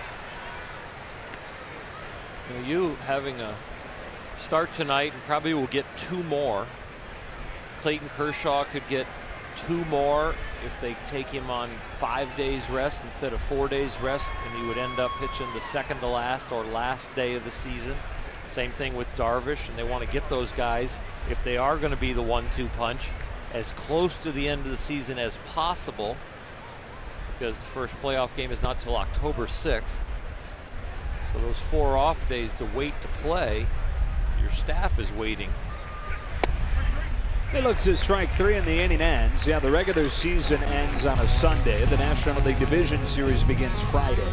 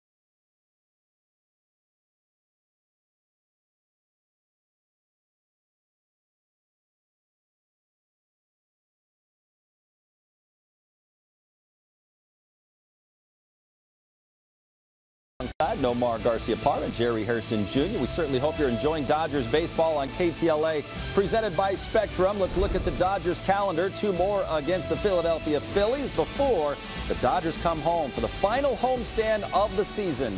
Sign up for Spectrum TV, the best ticket in town. You can see us on Sportsnet LA right after the game. Joe, Oral, and Alana.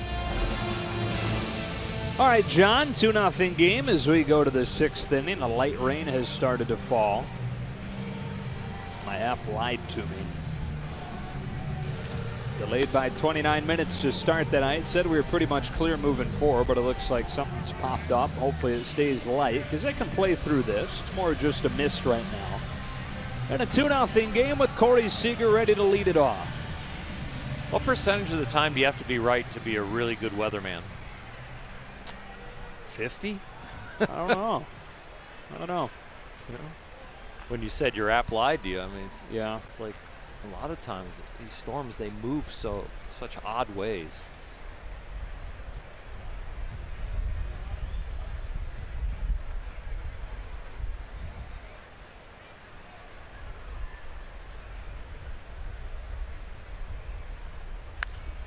On the first pitch, a high fastball fouled back. A lot of it is the delivery, right? I mean, if you can sell it as a weatherman. I think so.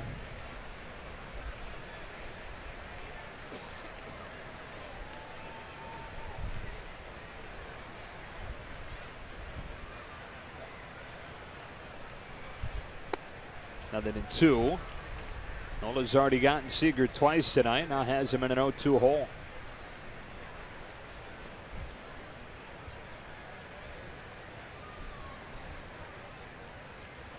Aaron Nola out of Baton Rouge, Louisiana. Very low-key personality, they say. He says the last time he really raised his voice, high school maybe. Never too high, always pretty low and steady. Sometimes that can serve you well in this profession. 2 balls, 2 strikes on Seager. Double-A manager pulled Aaron Nola into his office to tell him that he was going to get called up. Headed to the show. Dream come true. Nola nodded, said thanks. Went back into the gym to finish his workout. His parents had gotten word through his agent that he was getting the call, but they wanted Aaron to be able to call them and have that moment where he tells them, hey guys, you know, let the waterworks begin. I'm going to the show. Of course, I always hear about those emotional conversations. Well, an hour goes by, no call. 2 hours, still hasn't called to tell him. 3 hours after they find out, still haven't heard from him. Soft grounded is second for Hernandez. 1 out. And so finally, they call him. And he says, oh, I guess you heard. Wow. I couldn't contain myself. There's no way. I'd be picking up the phone within seconds of leaving the manager's office. Calling everybody you know, right? Everybody close to you. Definitely called my parents. Definitely called my wife. After that, it just goes. Because they start calling people for you. Right. It's like the phone chain. And that was before social media. Yes. Turner's 0 for 2. 0-1. You think your Twitter game would have been on fire during your playing career? I think I would have been pretty quiet on Twitter. Yeah. I mean, you are these days even. I'm pretty you have kind of quiet random now, outbursts, yeah. But Yeah, it's exactly. 0-2. I think I'd have been too sensitive to get on Twitter. A lot of different responses I don't like. A lot of sensitive people out there.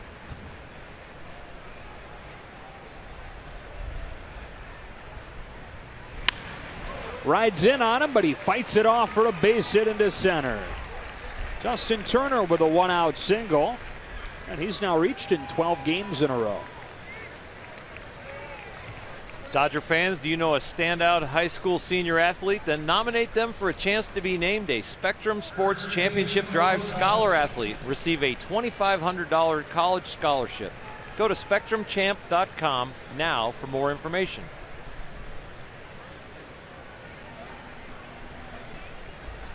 Without looking, isn't it surprising to know that Cody Bellinger has reached base on this road trip more than half the time he's been up there? Yes, without looking, for sure. And he's continued that tonight. He's 1 for 2, strikeout and a single. On base percentage above 500 on this road trip. That's now 8 games deep, so it's not like that's a tiny sample. This is better than a week where Bellinger's reaching better than half the time. Concentrating on winning, he might just run into 40 and 100 RBIs at 38 and 88. Guys will start looking at their personal stats this time of year, but you know Cody won't look at that. He just pretty much runs into home runs because of his ability and the arc of his swing. And the RBIs will come with home runs and also could come in certain situations. That'd be quite a year for a guy who didn't get a full year.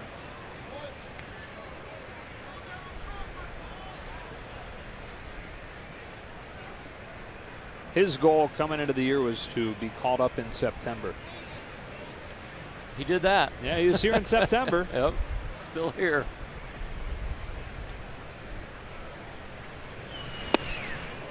Nice changeup.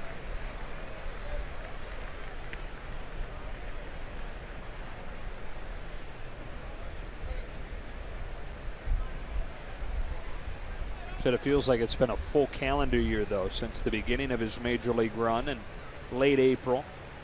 The season just so much longer than anything anybody's experienced before they get to the majors.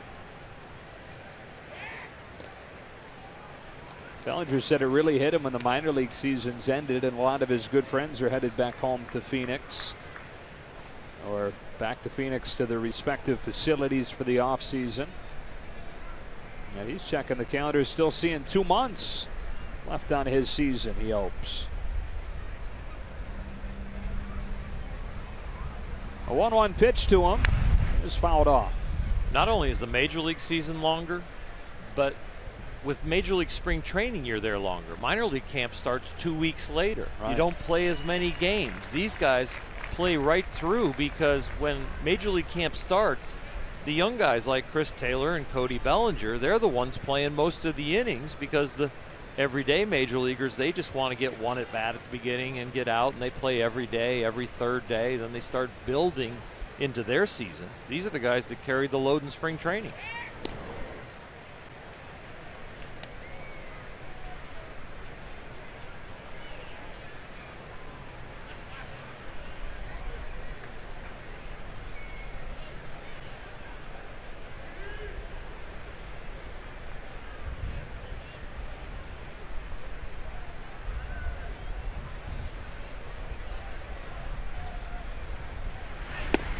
On the corner, strike 3. First time the Dodgers seeing Aaron Nola. First time you're seeing Aaron Nola. What do you think? Well, you can really tell that he can spin a baseball, and the curveball is outstanding. I love the life on the fastball, even though the velocity is not 95, 96. He uses his arm speed to make that ball move. I think the one thing that he will add as he gets a little bit into this pitching thing is, I think, the fastball up. That running fastball, the way he throws it, he can really run it in on right-handed hitters right around the waist, and I think he'll find some success. Strike 1 on Curtis Granderson. Justin Turner, his base hit was on that pitch, and it was a very good pitch, but it was against a very good hitter that cleared his hips and pulled his hands in and forced a line drive to center.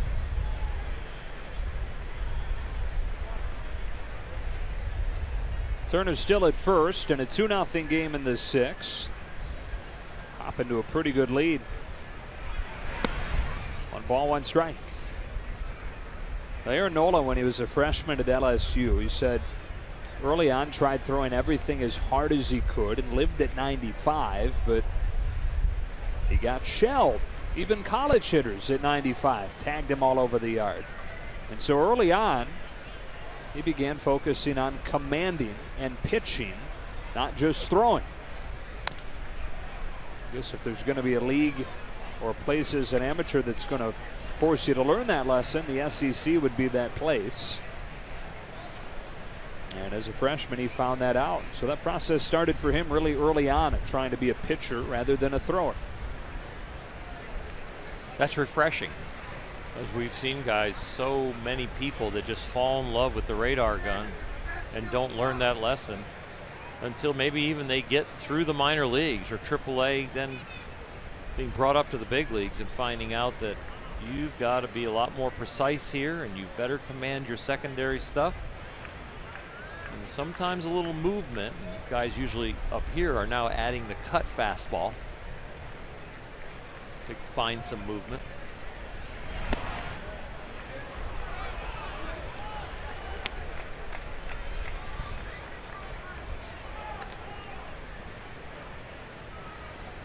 See on Granderson's helmet, rain falling again. Just a light sprinkle.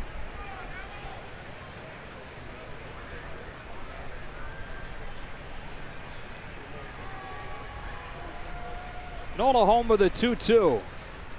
Granderson gets hit. Might have called it a foul ball. You're right, hit the bat. Wow. You got to be pretty precise. Granderson's check swing, and oh, was that off of the barrel? It sure looked like it from that angle. Yeah. Below the label. I was wondering how it could hit what I thought was the knob and not force him to even wince. Stays alive here, still 2-2. Home run last night, RBI double his last time tonight. Even the out that he made today was well hit. Line drive to second. Answers a lot of questions for this team if Granderson can go on one of his hot runs.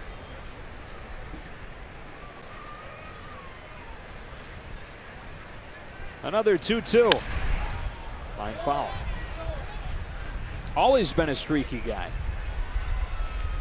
Well, when you mention the strength of the Dodger lineup, and we mentioned that it's the first time in Dodger history they've had 6 guys that have 20 home runs or more. Well, Curtis Granderson has 24. He didn't hit him with the Dodgers, so he's not part of that record or that group. But he is in the lineup.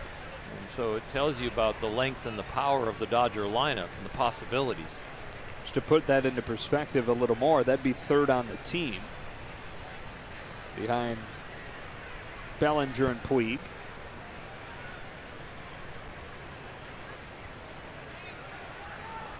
He's hit 6 home runs in this ballpark over the years. Having played in the division with the Mets. I think that's 7 now after last night.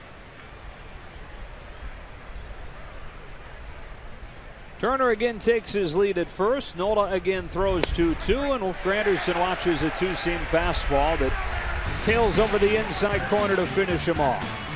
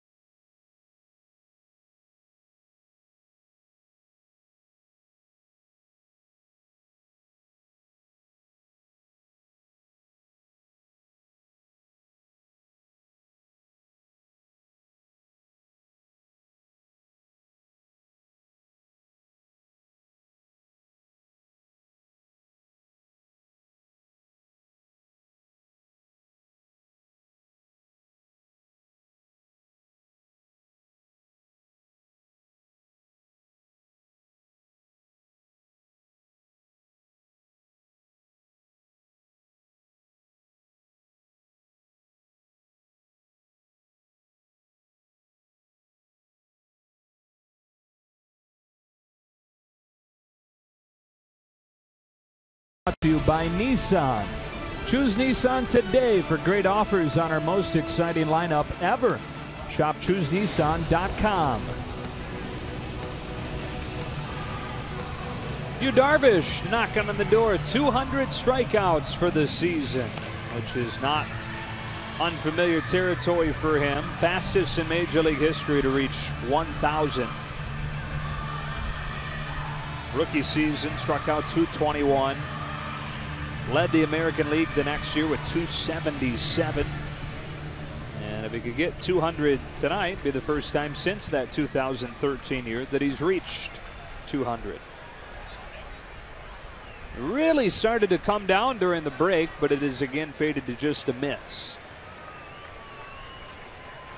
Top of the Phillies order in a 2-0 game for the bottom of the 6th inning. Cesar Hernandez has one of the 2 hits for the Phillies tonight and takes ball 1.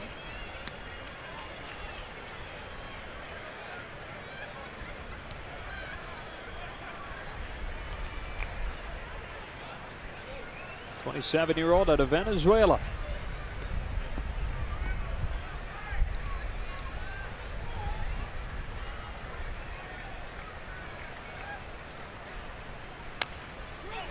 Big bounce at first. Bellinger's got it. Juggles, throws behind Darvish, and the leadoff man on here in the 6th. Darvish hitting himself on the chest saying, "My bad." Hernandez has not hit the ball hard in his last 2 at-bats. One an infield single on a check swing, and this one, Yu Darvish just forgets that he's supposed to receive the ball. Went into some stutter steps to try and find the bag, but forgot to look for the baseball. What was that? It wasn't a miscommunication. He just forgot to get the reception. Take a look here from behind.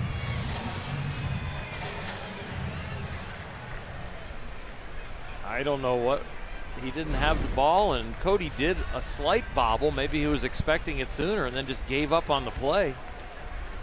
Very odd.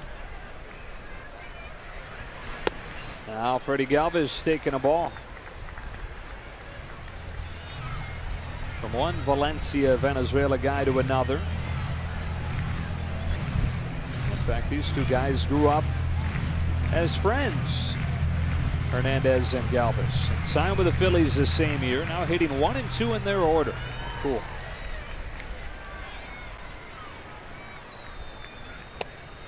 Galvis started playing baseball when he was 4. And they play in the streets. Had to take frequent breaks. So more than just each inning take a break, because anytime a car would come through, they'd have to move the game off to the side. Split the teams up based on what street you lived on. He was on 13th Street growing up.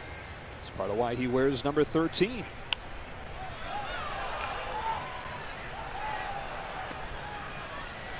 Another reason that he wears it, same reason that a lot of guys do.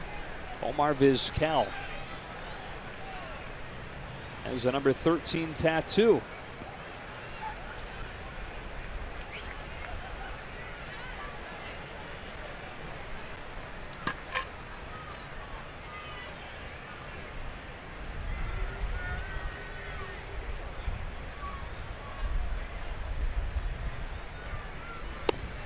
There's strikeout number 200 of the season for Yu Darvish at the expense of Freddie Galvis, and 1 away here in the 6th. And it comes on a 2-seam fastball, where he has been throwing predominantly his slider tonight, a few slow curveballs, with that little 2-seamer right there.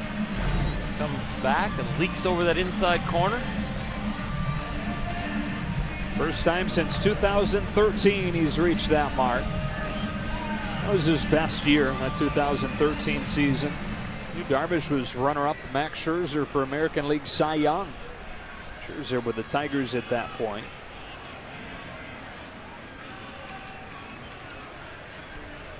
One on, one out. Herrera's up.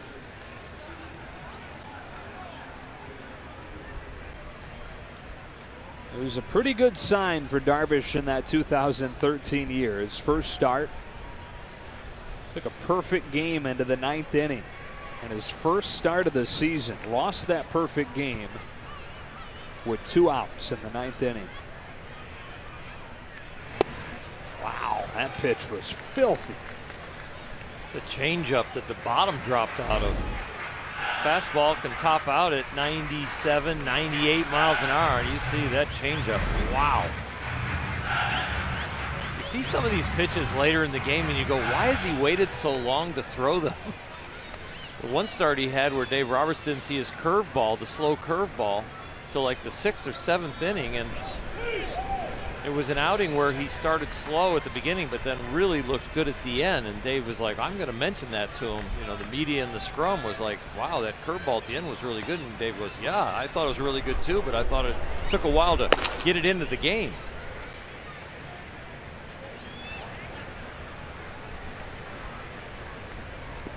Has a lot of weapons. Is there a chance sometimes it becomes a detriment? Too many options to choose from? It could be, and it could mess with your real precise location of those pitches because you have so many.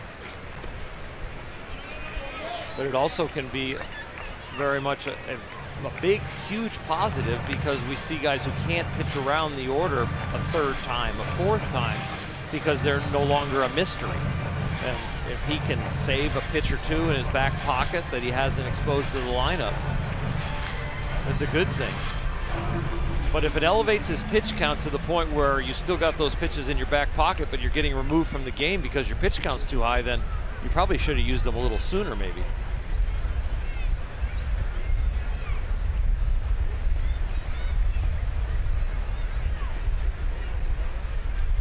With the wind howling, kind of hard to tell what direction. Runner takes off on a ground ball foul. It was very clearly in earlier tonight, but now it kind of looks like the wind is either across from right to left, out towards the left field corner. What do you think? It definitely looks like the wind now from last night where the ball would carry to left field.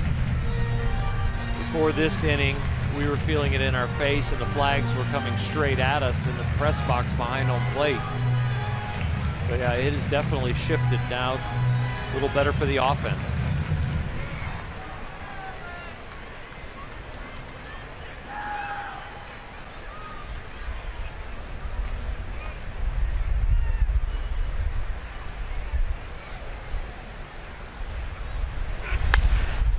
Bounces it by Turner, who is playing in the hole, and Herrera with a base hit. The Phillies have the tying run aboard.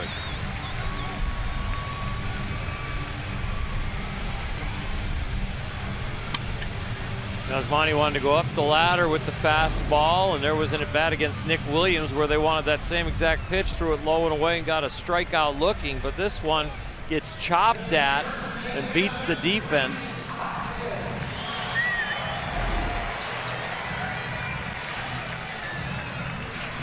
That was in the 6th inning last night. The Dodgers went from up 3-0 to down 4-3 on one loud swing from Aaron Altair. Now they've got to deal with Rhys Hoskins with 2 on and 1 out in a 2-0 game.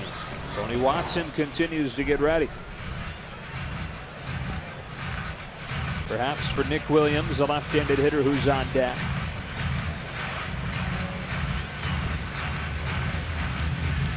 As you build your confidence as a pitcher and you have a good outing and then you come into your next one and you're kind of cruising along, this is a huge inning for Darvish.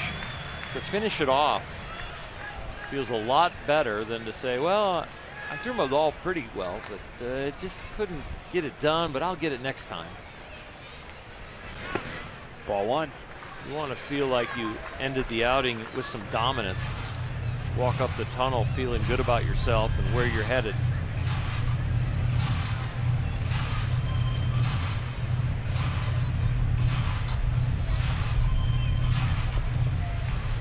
First time tonight the Phillies have had multiple base runners in an inning. It's the same story last night. They didn't have multiple base runners until the 6th. And Altair's grand slam left the yard. 2 on, 1 out, and a 1-0 after a look at second.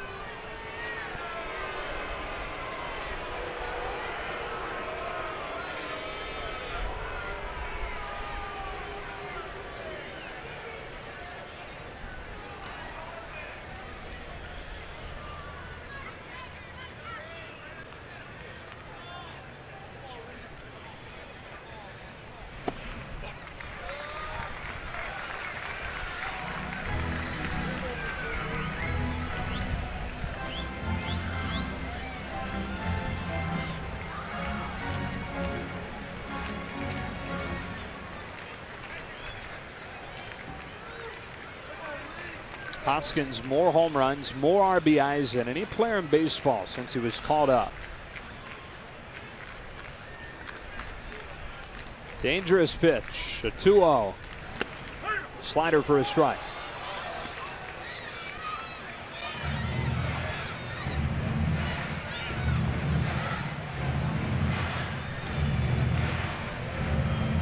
Very confident in the clinch, the 5th division title. But the anxiousness in these moments comes from wanting to see the different pieces of the roster perform at a level that you can project them going deep into the playoffs. Different scenario if you were battling for the division and needed a W tonight to really keep pace or to catch somebody or to stay out in front. But you really watch precisely to see who's on their game. Hoskins behind a fastball at 97. And when you see that, it again brings to mind, why doesn't he overpower hitters more? And tremendous movement. I mean, we've seen 97 that's straight as an arrow that big league hitters can time up. They can time a bullet at 100. But 97 with that movement, reminds me of the movement of somebody like Kevin Brown. Just coming at you. Ball's moving about 1.5 feet, plus going 97 miles an hour. Now a 2-2. Back to the fastball, 97 again, and all Hoskins could do was protect. 2 hardest pitches of the night come on pitch number 93 and 94.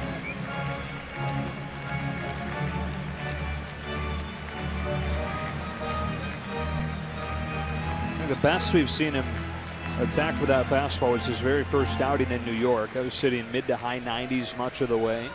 Used it more frequently. Hoskins has made him work. This would be the 18th pitch that he's seen from Yu Darvish in his 3 ABs tonight. I'd love to see him throw the fastball that runs, starts right down the middle and runs all the way in on his hands. You don't want to throw that pitch 3-2 because you probably want it to end up being a ball, but it sets up so many things or gets him out on this one. Well, with a fastball, it was over the plate, but 96 with some movement. That's tough. But that was a 4-seamer that had some tail. They were trying to go low and away with it, 4-seam it down and away again. I'd love to see him throw that 2-seamer. Just kind of get underneath it a little bit and let it just run up into the hands of a power hitter that you don't want to extend his arms.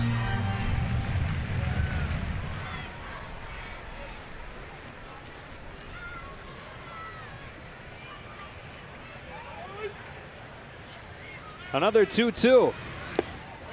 Bounces at full count. Change speeds, 21 miles an hour. Fastball in the upper 90s, slow curve ball in the low 70s.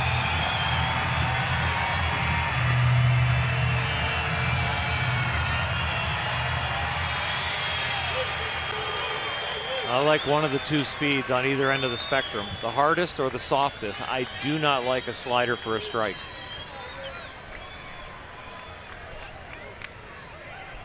Here comes a payoff. That's a base hit to left. Hernandez will score on an RBI single from Rhys Hoskins. A 2-1 game. Still only 1 out. That is a really good young hitter.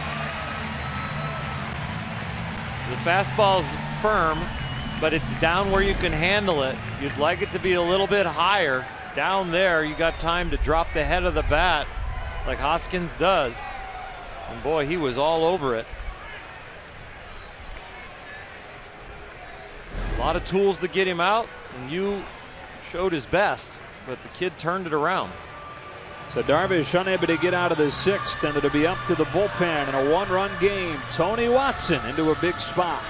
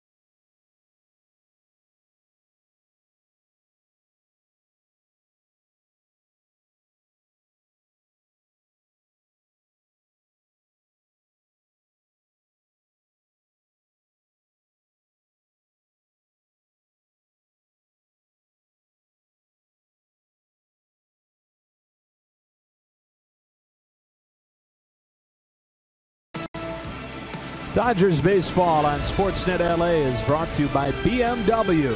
See a Southern California BMW Center today for exceptional offers, or visit SoCalBMW.com.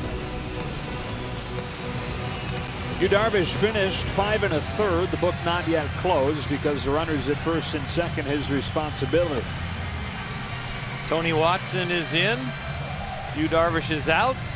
And I'll tell you what, when you have In-N-Out Burger sponsoring you, you're looking for a W. Like when I was a Dodger and got over those W's, we wanted to have an In-N-Out. And I'll tell you, these two guys, Tony Watson has done a nice job with his fastball and his slider. And right here, a crucial moment for the Dodgers to get back in the win column.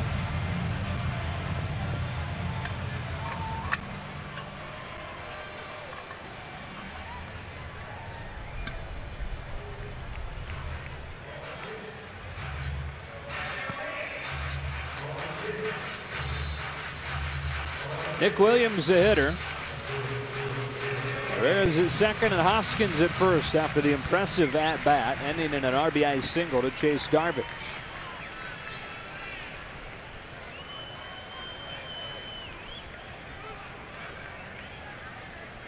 Tony Watson goes to work. Strike one.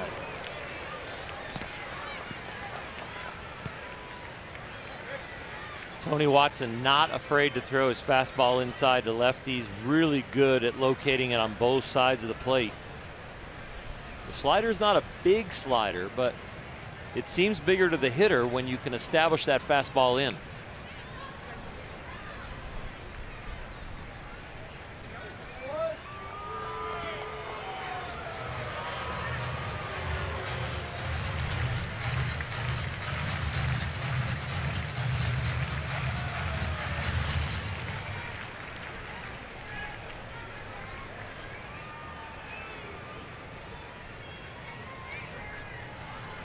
Oh, 1. Strike two. Throw down to second, and there's safely Herrera. They set him up with a pair of fastballs.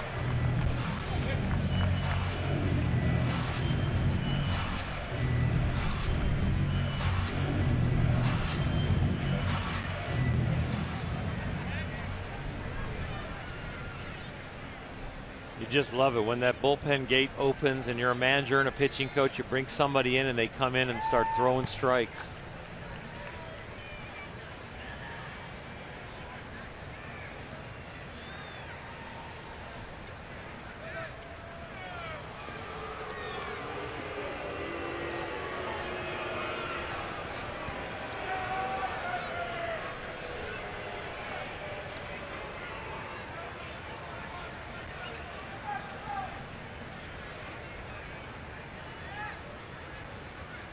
2 on, 1 out. 1-run game in the 6th.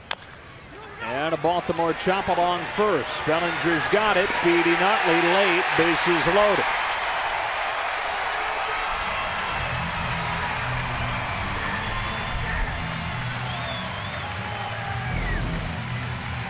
Inning started with Yu Darvish kind of messing with Cody Bellinger on a flip play. Cody ended up with the error. Here, this one just goes to base hit land. It's perfectly placed for no one to get.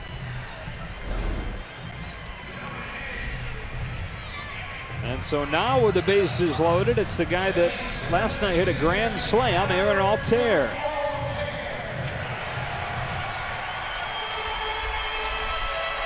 That came off a left-hander in Kershaw. This one, that bat will come against the left-hander in Watson. He gets a visit from Rick Honeycutt.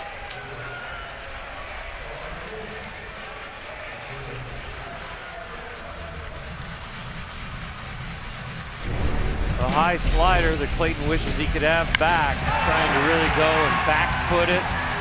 Probably threw it a little harder than he wanted, released it a little earlier than he wanted. And he put the Phillies on top to stay.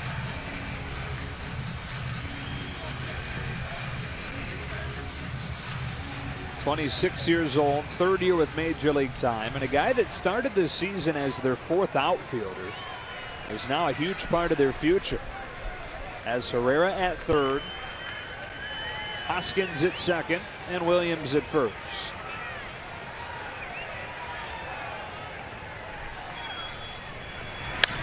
Pokes the first one foul.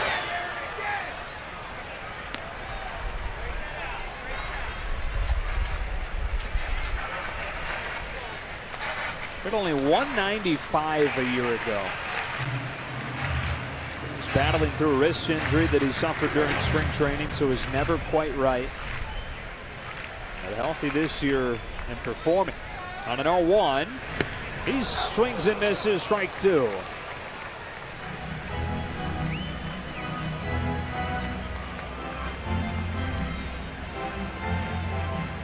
It's a really long lever system, and you've got to be fully strong to keep that swing accurate. I'm sure that's what he battled. See the long arms, and the bat looks short in his hands. Ground ball to short. Seager's got it. They get one at 2nd, and a double play. 6-4-3. Tony Watson gets the job done to keep the Dodgers in front.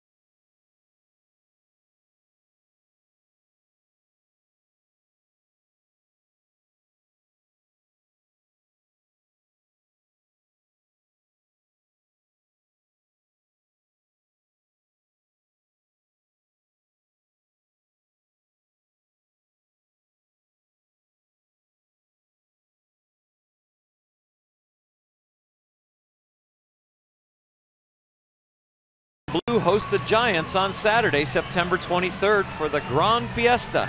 Brought to you by Spectrum and Coca-Cola. There'll be music, food, autographs, and fun for the entire family starting at 2. For tickets, visit Dodgers.com/Viva. Phillies get Aaron Nola his first run of support, but squander a bases loaded opportunity with the Dodgers turning a double play to get out of it without further damage. 7th inning, 2-1. Chase Utley to lead it off.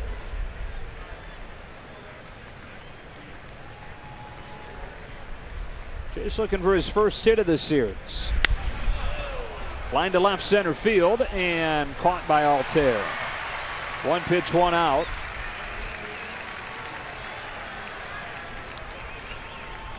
Brings up Yasmani Grandal, who started this scoring with a home run back in the 3rd, and we look at it on our Arco top tier play. Change up away that he stayed behind, drove right out of left field, 334 feet.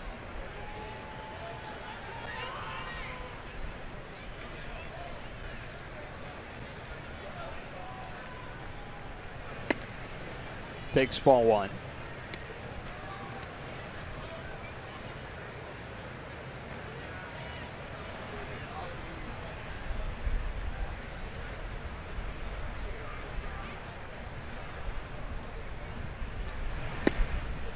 And now ball 2.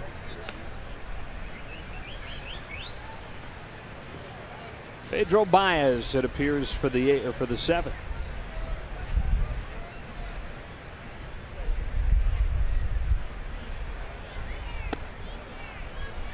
Two more games in this series. Alex Wood and Jake Thompson tomorrow, same time, and then an earlier game on Thursday on getaway day, 10:05 Los Angeles time.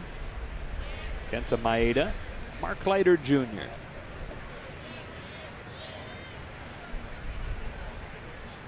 Nola pitches 3-0. Grandal takes ball 4. So he's reached twice tonight, adds the walk to the home run. A 1-out base runner as the Dodgers try to get that run back.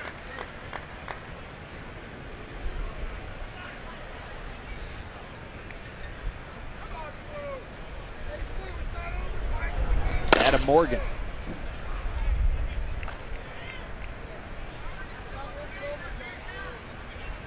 Thought that was interesting what you were saying earlier about Andre Ethier hitting 8th, and Dave Roberts saying, look, without actually saying it, the question isn't can he hit, because he's proven that he's pretty much himself as far as the at-bat quality. It's just he's not had a chance to prove over the last 2 years he can play a healthy outfield.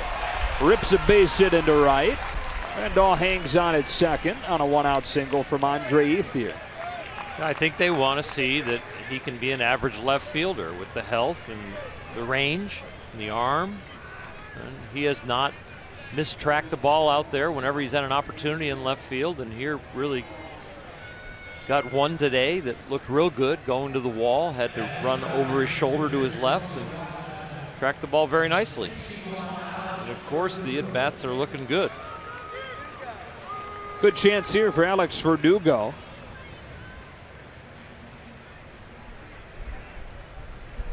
With 2 on and 1 out in a 2-1 game.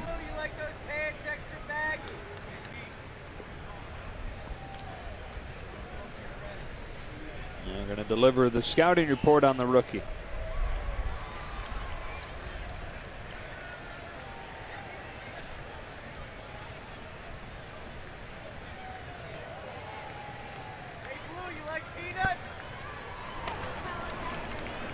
Ricardo Pinto has joined Adam Morgan in that Phillies pen.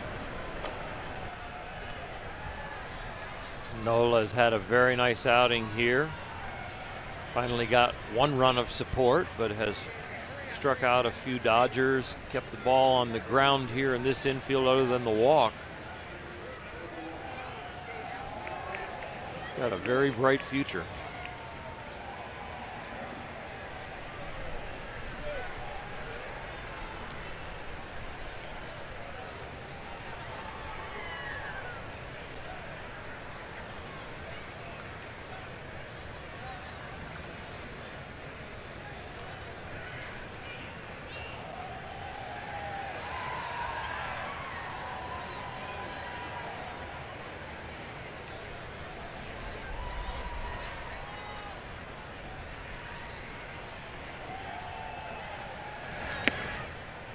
Ball one on Verdugo, who's getting his first opportunity since showing up late to the ballpark over the weekend.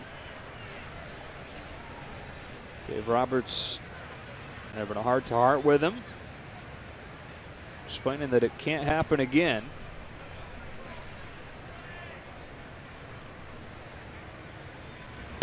One ball and one strike. With him being in the majors right now, as is the case with a lot of these guys on the roster in September, they've earned the right to be there, but they're not necessarily needed there right now. So for a guy to show up late the way Verdugo did, of course there's not going to be too long of a leash in that case. Off the end of the bat to third. Crawford steps on the bag and throws him out for a double play to finish the inning. We stretch in Philadelphia, but the Dodgers in front by the slimmest of margins.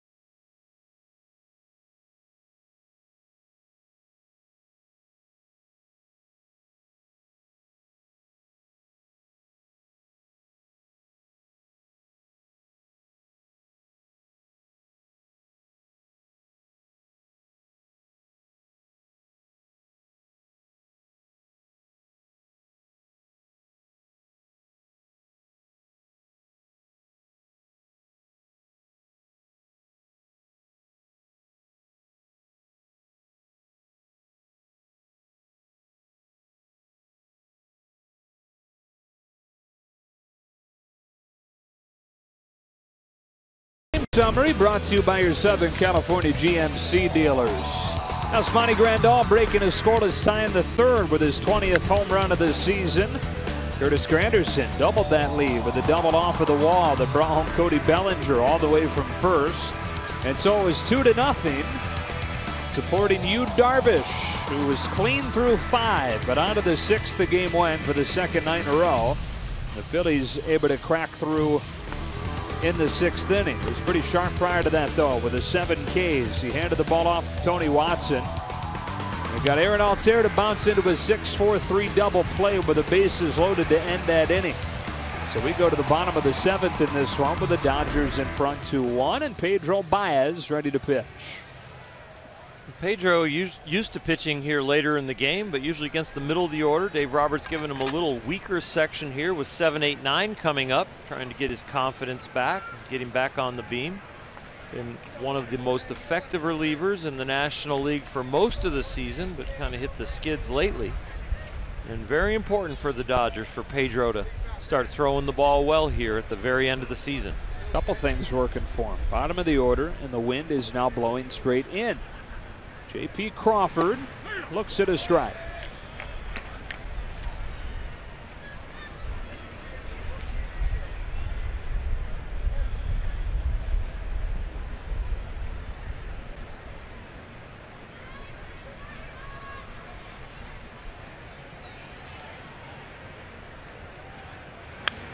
Quickly 0-2.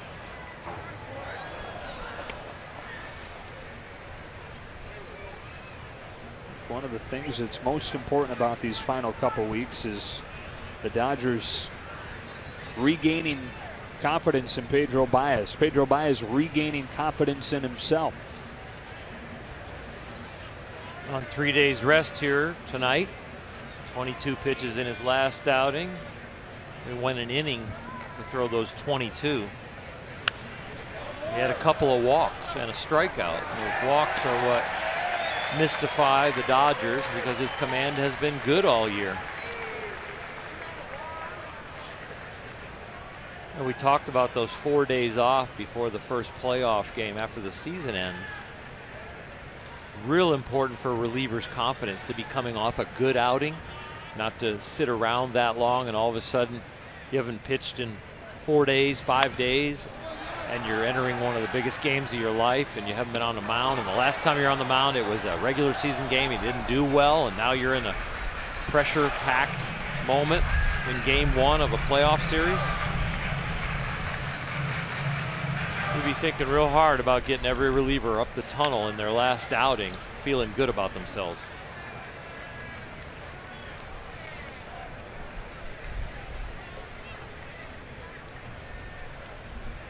Right, so say you pitch on Saturday, second to last day of the regular season, and you pitch in every 3 days. Saturday, hypothetically, is bad.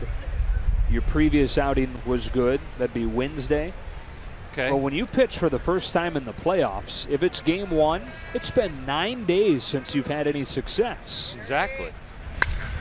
Rifled into right center field. It will get to the warning track in the wall.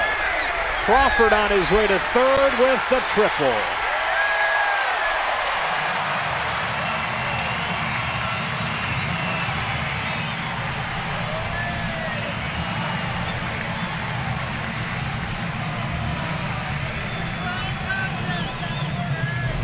Pedro splits this year, lefties and righties, only hitting about a tick over 200, but this ball is absolutely scorched. Easily finds the gap in right center. Chris Taylor, you see his number as he approaches the wall. That's a good sign for Crawford that he can make it to third base. First career triple for the rookie. Another rookie coming up. The infield coming in for the Dodgers in a 1-run game. Phillies trying to, for the second night, come from behind. Reached a 3-0 deficit last night with a 6th inning grand slam.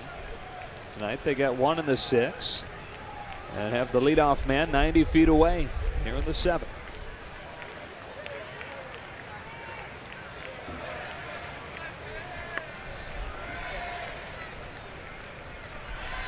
Strike 1 on Alfaro.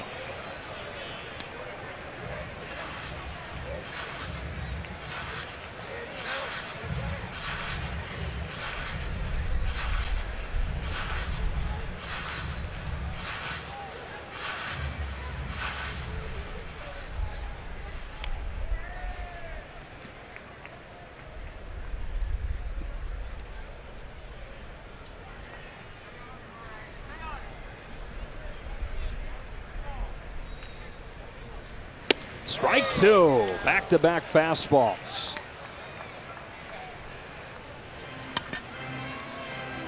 Same way he started Crawford out, now trying to find a pitch that he can put him away with.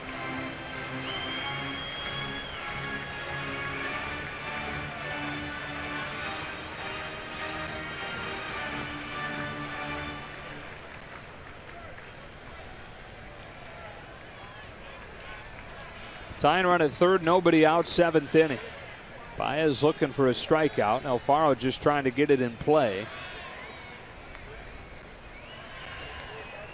Speedy runner at third in Crawford. Infield pulled in.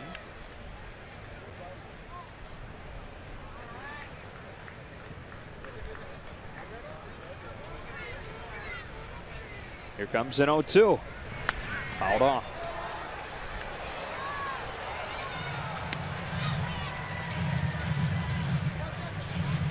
Yasmani making an adjustment with Pedro. He's been struggling with his command, so even with the 0-2 pitch right there, the target was up, but the glove was right down the middle.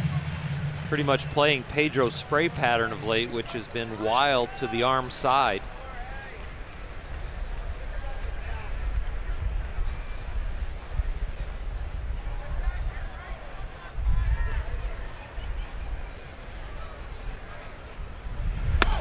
Way up. Wild to the arm side. Ball one. Those are adjustments that Rick Honeycutt and Yasmani Grandal and Austin Barnes talk about. Certain pitchers, certain spray patterns to try and get them out of slumps, readjusting the sights.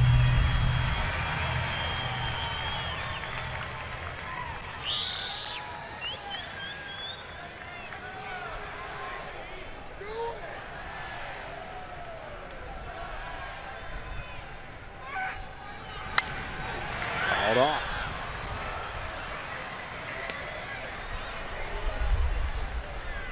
You can see from the last two pitches that Pedro is struggling with his control and his timing. There's one ball he misses high to the arm side, which means he's releasing the ball early. And then the adjustment on that one, he released the ball a little late and actually cut that ball away from the target.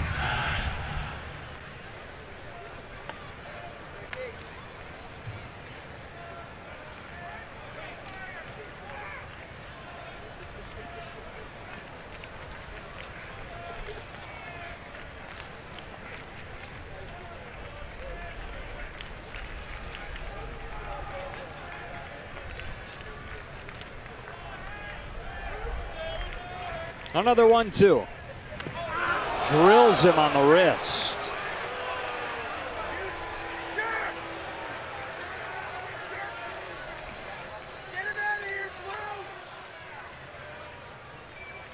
So they're at first and third, nobody out. Really a third example of the struggles of the command of Pedro Baez. He is definitely not trying to hit him. He is just struggling and locating that fastball.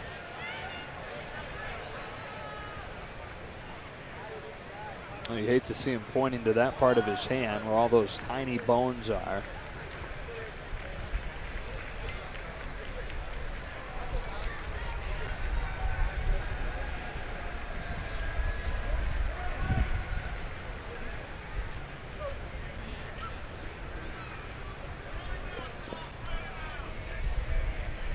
A triple from Crawford to start the inning. Alfaro's then hit. And they'll send Maikel Franco up as a pinch hitter with a tying run 90 feet away. The go-ahead run on base. You probably see the Dodgers play in at the corner, maybe double play depth up the middle. Sacrifice the tie to get a couple of outs. That looks like what they're going to do.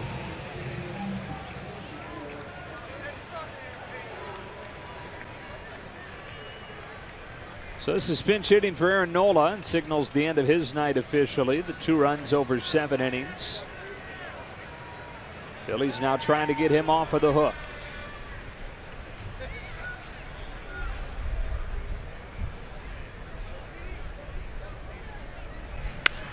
Franco pops the first pitch up. This is as good as a strikeout right here. Turner makes the catch, and now a ground ball can get Baez out of the inning.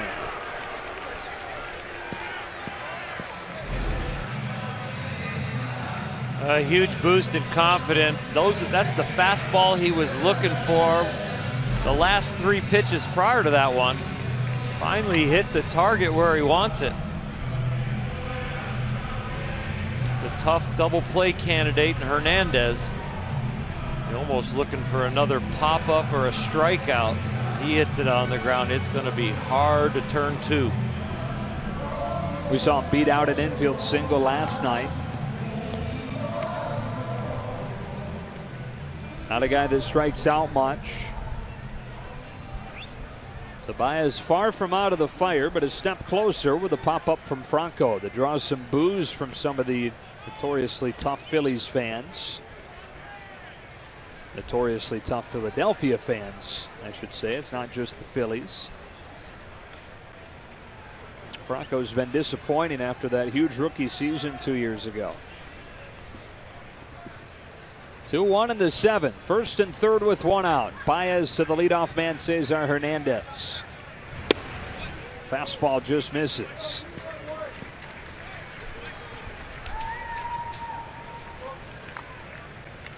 Crawford started the inning with a triple. Alfaro was hit.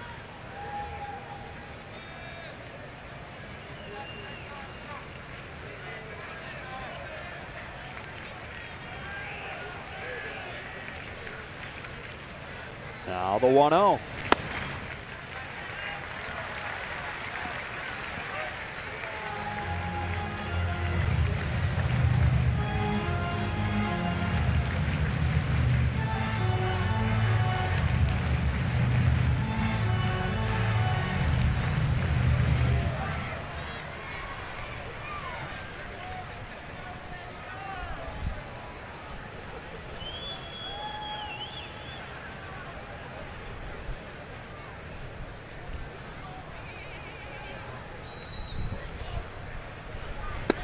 Ball 3. Baez, who rarely shows any kind of emotion one way or another, visibly frustrated after that miss. When you live with the high fastball, but the hitters are disciplined enough to take it, you find yourself in these 2-0 and 3-0 counts a lot. There's a reason that the cliche about going up the ladder has been developed, because you've got to throw strikes low, then take them up the ladder. You can't start up at the top. Strike 1.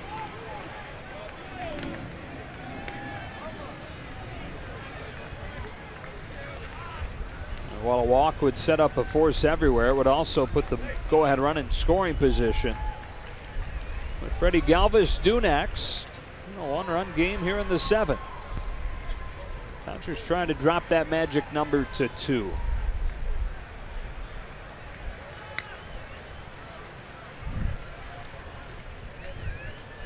Here comes a 3-1. Swing and a miss. Strike 2. 98 from Baez. Just low enough to get the swing. Any higher, he probably takes it. But he was starting the bat to catch up to a hard fastball. Thought it was going to be a strike. Really a perfect pitch.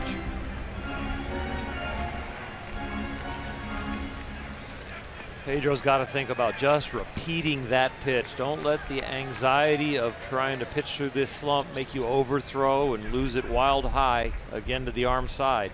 Stay in your delivery. Here comes a payoff. He walked him, and the bases are loaded.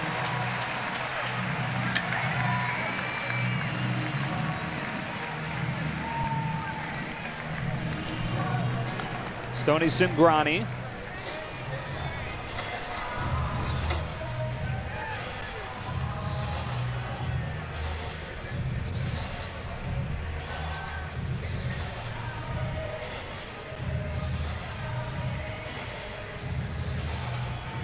So the switch hitting Galvis to come up left-handed here. After him, it's the left-handed batting Herrera. Perhaps Cingrani getting ready for him. Also, the left-handed Cingrani, if he's ready, you get Galvis over to the right side of the play, which is going to make him a little slower if he hits a possible double play ball. Gain a few steps. It would be a huge boost in Dave Roberts and Pedro Baez's confidence to get out of this inning without a run. Galvis not quite the runner that Cesar Hernandez is. And Baez get out of the jam. Same way Tony Watson got out last inning with a double play ball to keep it right here. Strike 1.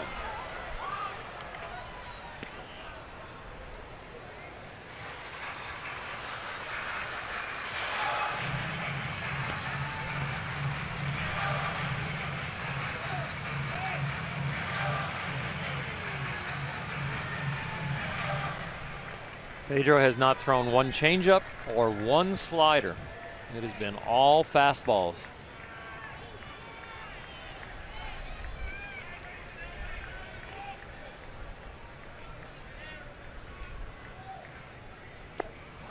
Well, finally threw a changeup. 0-2. And you see the swing. 87 miles an hour. It looks like somebody took a string and pulled it backwards when you've been throwing 96 to 98.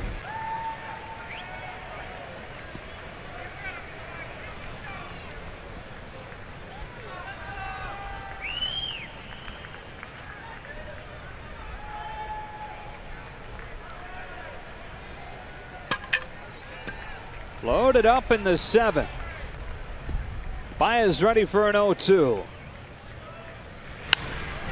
Fly ball, short right field. Granderson coming on and makes a sliding catch and throws in to keep the runners put. On a night where the wind is howling, making every ball an adventure, Curtis Granderson able to catch it for the second out in a 1-run game in the 7th.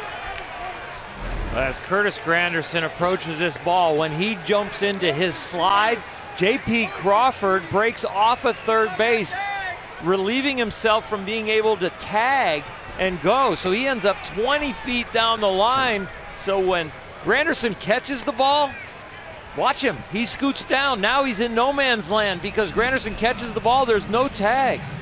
He should have held on third. Even if it drops, he's going to make it home because Granderson's going to be scrambling for the ball while he's running. He should have held the bag. Wow. Baez, great pitch, get the pop-up, but the Dodgers still catch a break because that wind made it very, very tough. Dave Roberts will leave Pedro Baez on for the left-handed batting Odubel Herrera. He says you got yourself into this mess, earn your way out. He'll try to against one of the Phillies' best hitters. This is high with a first pitch fastball.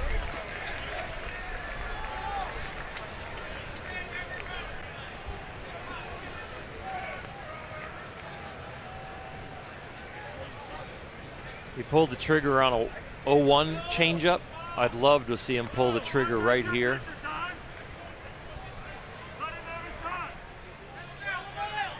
Paul Emma, home plate umpire, shouting into the Dodger dugout about something. Just love to see a changeup right here. Good fastball hitter at the plate.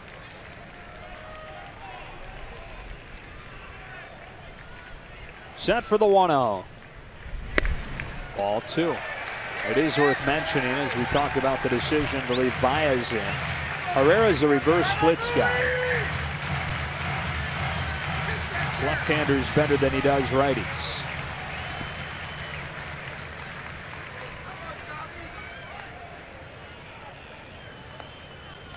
Crawford started the inning with a triple. He's at third. Alfaro's at second. Baez hit him. Hernandez at first after a walk. Scary pitch here. 2-0. Ball 3.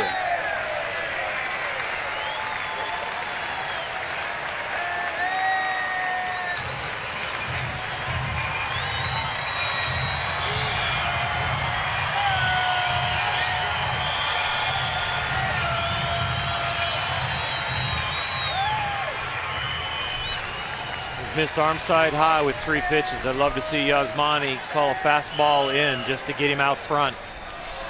Ball might end up right down the middle, but the release point and the target might get him in the strike zone.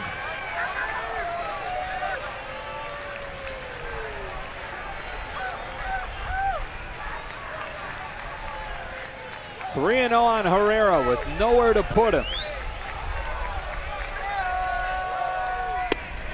This game's tied.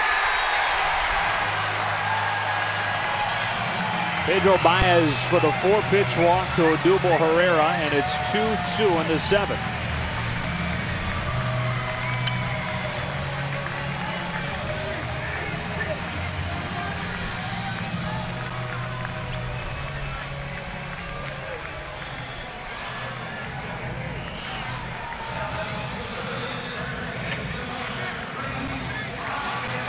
And they've got Hoskins up, bases still loaded.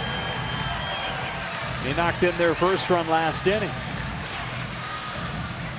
So the 2-0 lead gone with single runs in the 6th and the 7th for Philadelphia. Second night in a row they've erased a deficit in the late innings.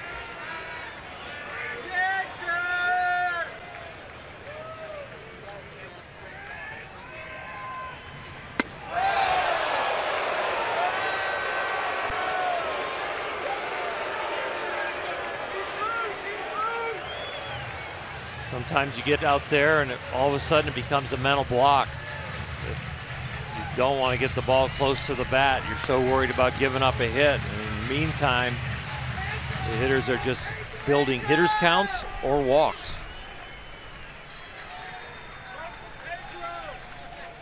The 1-0. There's a strike.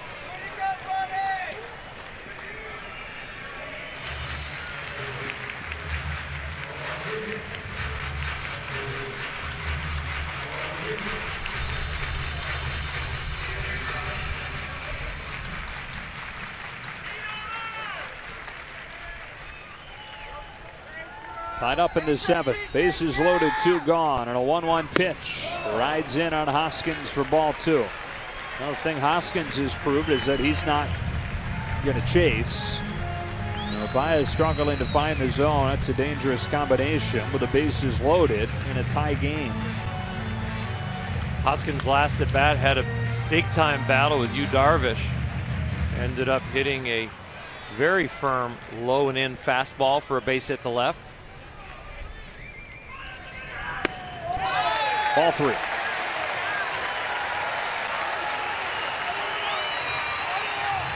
It's the issue with throwing fastballs at the top of the strike zone over and over and over again.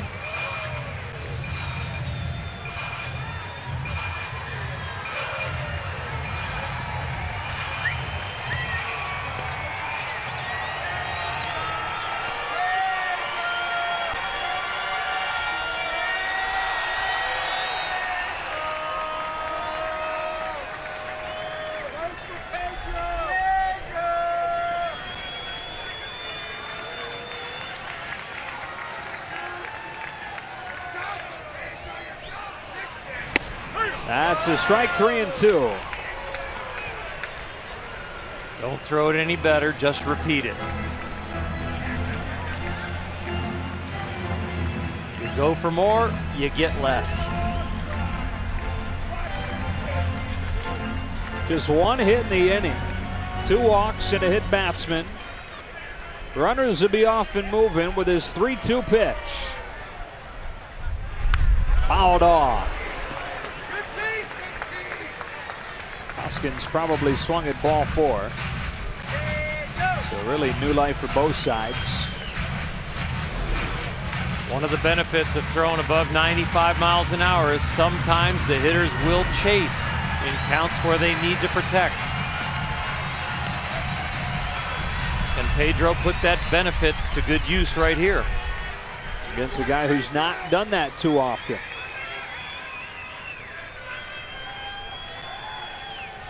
They'll run again. Here it comes again. And fouled again.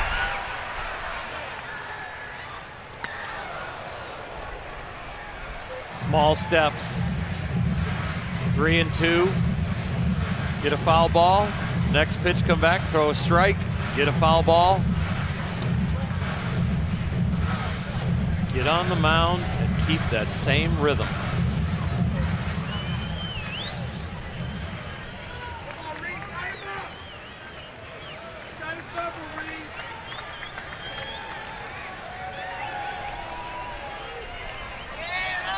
Another 3-2 from Baez. Fly ball and foul ground. Bellinger's over and it reaches the seats with a wind grabbing a hold of it and ripping it 15 rows up.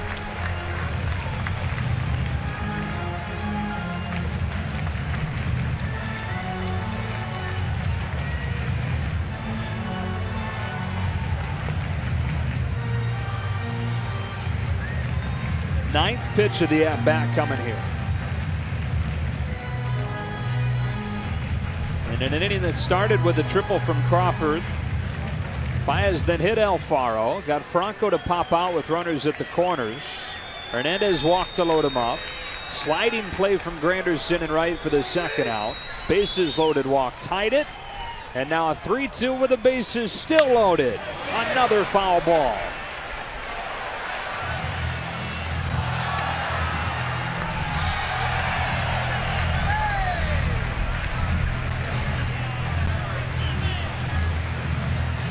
.35 pitches. You see the strike the ball real close to 50-50.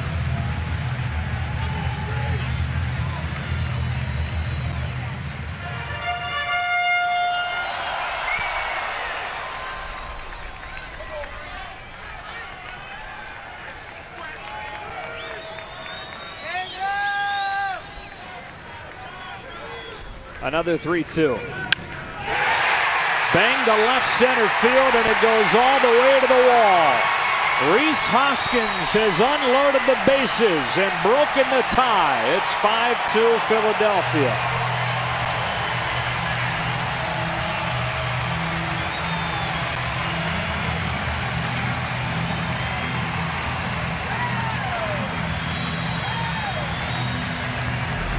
Rhys Hoskins again picks on a low fastball. Hit one like that off of Darvish on the inside part of the plate against Baez on the outside part of the plate. A big fellow that loves to extend his arms and has no trouble with the ball down by the knees. And he proved it again right there.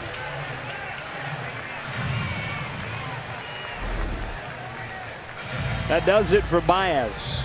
He allows at least 4 here in the 7th. Hoskins his responsibility, and Cingrani coming in.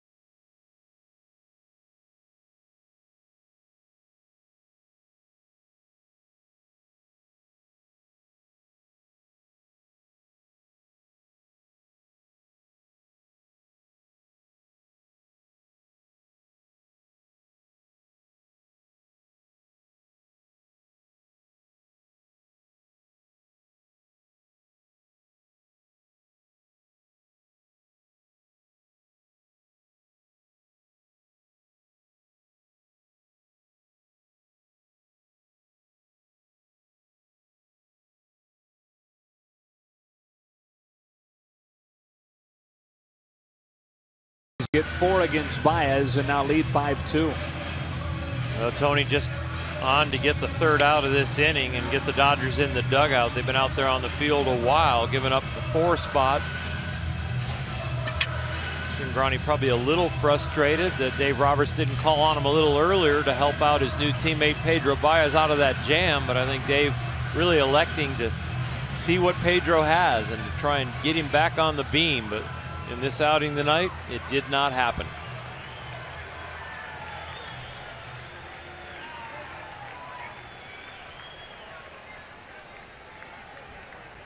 Nick Williams.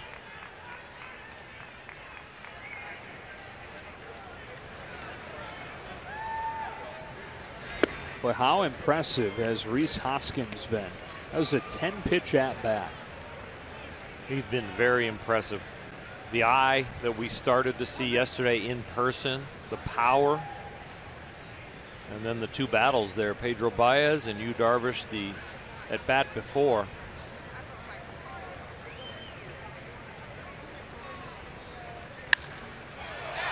Fly ball to left. Andre Ethier all the way to the corner, can't make the catch. And again, it has been a very windy night. He got into tight quarters and couldn't pull it in. New life for Nick Williams.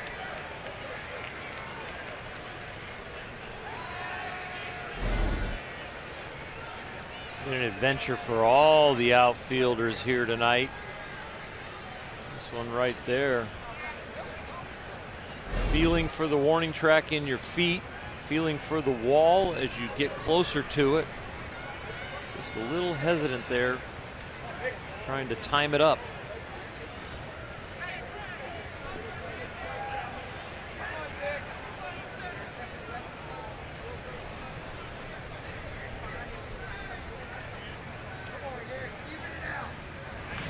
Cingrani gets him anyway. But the damage done. The Phillies strike for 4 against Baez, and the Dodgers need a lot late.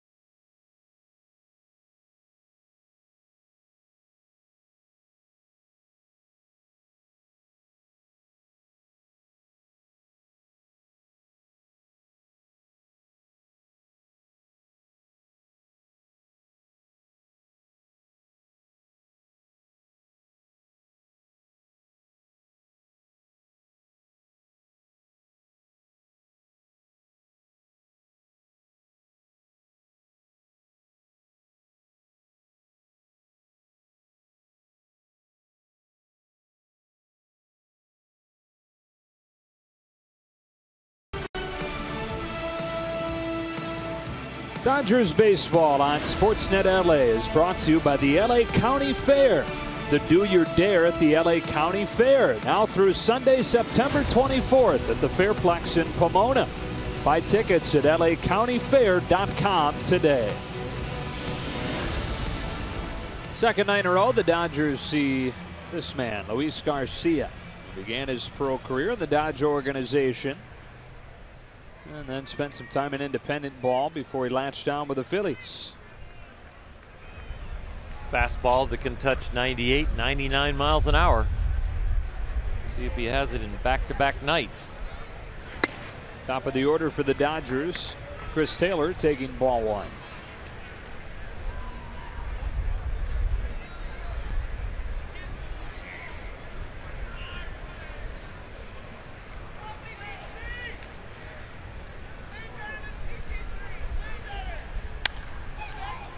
One and one. So that stay in independent ball for Garcia was very short. Had an ERA that was around 11. Figured that his pro career was over, and so he tried his hand at barbering. He's getting pretty good as a barber. At a salon in New Jersey, right around where he had played in independent leagues. Taylor floats one into short right field. Long way to go for Hernandez. It's down, a fair ball and a base hit to lead off the 8th. So during the daytime, he's working at the salon learning how to be a barber, and at night he was working for a moving company to actually pay his bills, and still was working at a facility with kids, teaching them how to pitch, and hanging around a few pickup games around town. There's a Phillies scout that had heard about him, heard about the velocity, how it wasn't necessarily matching up with the results in independent ball, but he wanted to at least see what it looked like, and so he sent somebody to watch him pitch a side session. Seager smacks it foul, and based off that bullpen that he threw for the Phillies scout, they signed him to a minor league contract. He was in spring training the next year, and in the majors a year after that. Grounded his second, could be 2. And a jump throw where it seemed like he levitated Galvis then pulls the trigger on a 4-6-3 double play. Galvis gets clipped a little bit by Chris Taylor because he kind of extended his way, but he doesn't get hit, but just in spreading his legs, loses balance a little bit, kind of regroups, double clutches the throw over there in time. Seager hit it so hard, he had time to double clutch.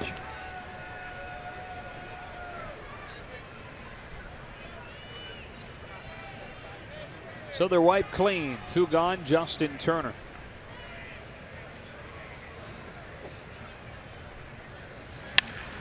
A bullet for a base hit to right. Second of the game for him.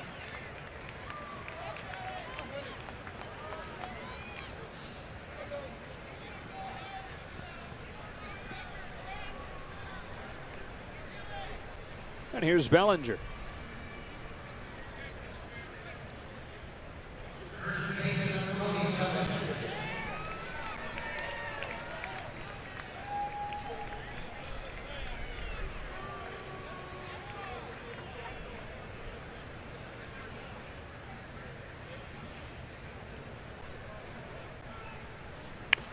With a shift on, he bunts it along third, and it'll be an infield single to get the tying run to the play. Seen him do that a number of times this year. Guy's hit more home runs than anybody in Dodger history as a rookie. Still willing to do that when it's there. It's a great play. Might give him some key hits in October. There are Cub Scouts here. There are Diamondbacks. Cub Scouts. Cub Scouts, yeah. No brownies, just the Cub Scouts. Yeah. But the Diamondback Scouts are here, the Rocky Scouts are here, the Nats, and they're going to have to adjust their defense at certain times because Cody has shown that he will do that. That might bring him some hits to the right side that he wouldn't usually get without showing that he will bunt to the left side.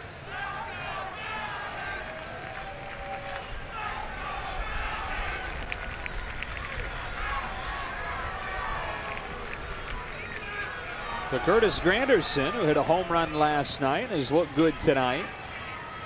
An RBI double and a line out, has an opportunity to tie this game with 1 swing.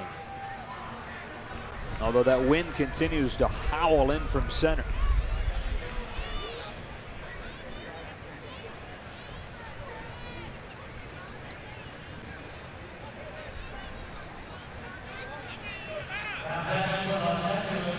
Seems with that wind right now that Curtis, if he really is looking to hit a home run, is looking for something off speed to pull down the right field line. Has had no trouble pulling the ball since becoming a Dodger, really trying to straighten out some of those hard hit balls that are foul.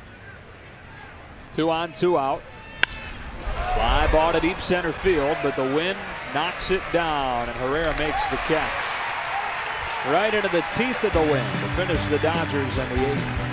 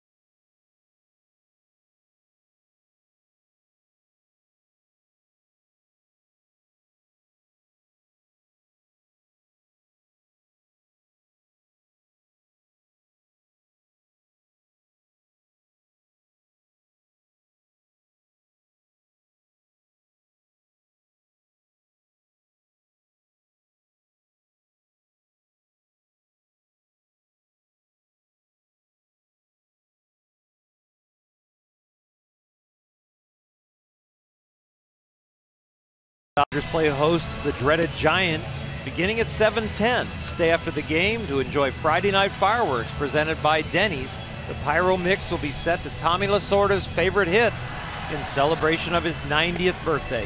Visit Dodgers.com/promotions. Here's Brock Stewart for the bottom of the 8th. Brock coming in there with a few days rest. He's been off for about 3 days. Threw 35 pitches in his last outing, so he's got plenty of bullets in the gun. Coming off 2 innings. Looking to throw some strikes, get him in the dugout, and maybe they can reset the table, but I'm not sure a home run will tie this game. They're going to have to hit some gaps and hit some base hits. So it's going to take a lot of stringing some hits together. Aaron Altair is 0 for 3 tonight. Mentioned earlier, he's from Germany. I was surprised to see this, but there have been 44 major leaguers born in Germany. A lot of those are born on American military bases. That's inside, 1-1. There is one that goes against that, and that is Max Kepler, who we saw in Minnesota earlier this year.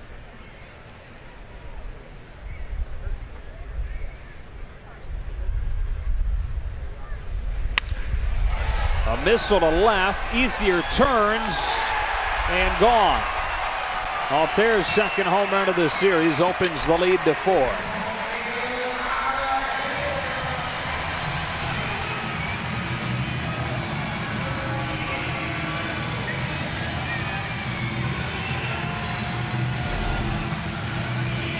He has light tower power. He extends for a low and away fastball. Long arms, long legs, a very powerful swing. A little earlier in the game, I said he reminds me of somebody like Derek Lee. Real accurate and strong bat for a long lever system.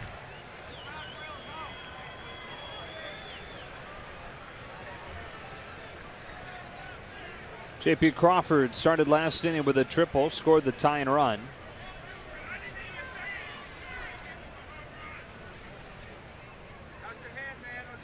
We're talking about Kepler kind of being the exception to the rule as far as German-born players being on U.S. military bases. Kepler's mom is from Texas. His dad is from Poland, but they met as professional dancers in the Berlin Ballet. So he was a German citizen. Started playing baseball at a very young age at an American elementary school in Berlin.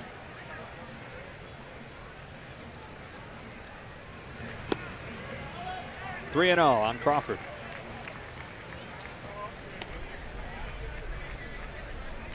You start to see scouts look other places, trying to uncover that, the next frontier, I guess, of potential big leaguers. At one time, in all those countries you see so many great players coming from now, Dominican Republic and Venezuela. Those are unexplored frontiers. As far as players as major leaguers, that's a walk and a run around with nobody out here. Well, there's a tipping point with the population. When you're trying to be a good baseball player, you need good competition. You just can't be a good athlete and not have good competition around you to grow your skills. So it's not like being a tennis player or a golfer, or more of an individual sport where it doesn't really matter if you have a lot of friends or a school or a place to go play that with other people.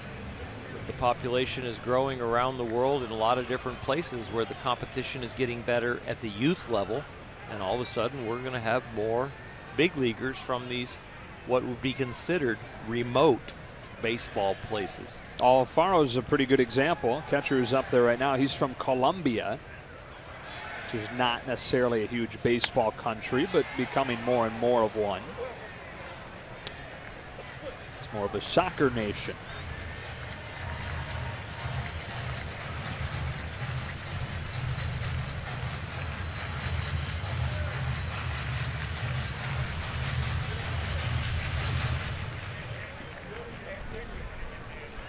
guy that we talked about recently on his day at Dodger Stadium and across Major League Baseball. Roberto Clemente was such an important figure in the history of players coming from other countries. Broke his bat, rolled to short. There's 1 and 2. A 6-4-3 double play, wipes the bases clean.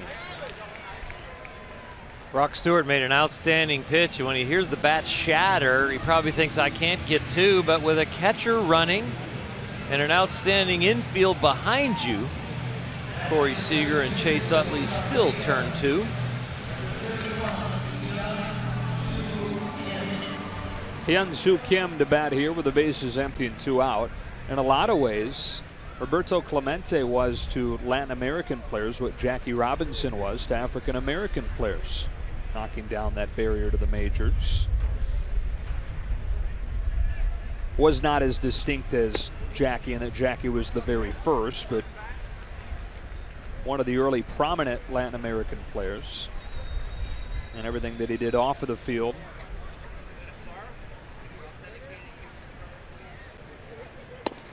Obviously grew his reputation as well, and his legacy lives on like Jackie's does.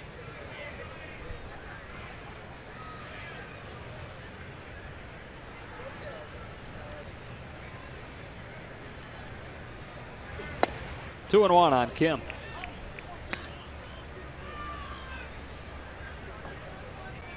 Mariano Rivera was just on MLB Network talking about how he was the last to wear Jackie Robinson's number as an active player, and what an impact Jackie made there for Mariano, being from Panama. Jackie opened a lot of doors all around the world for guys to dream about being a big leaguer.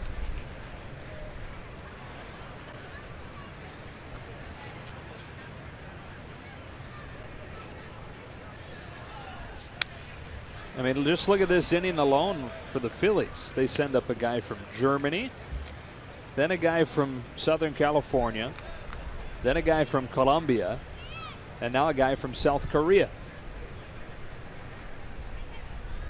Next guy due up, Venezuela.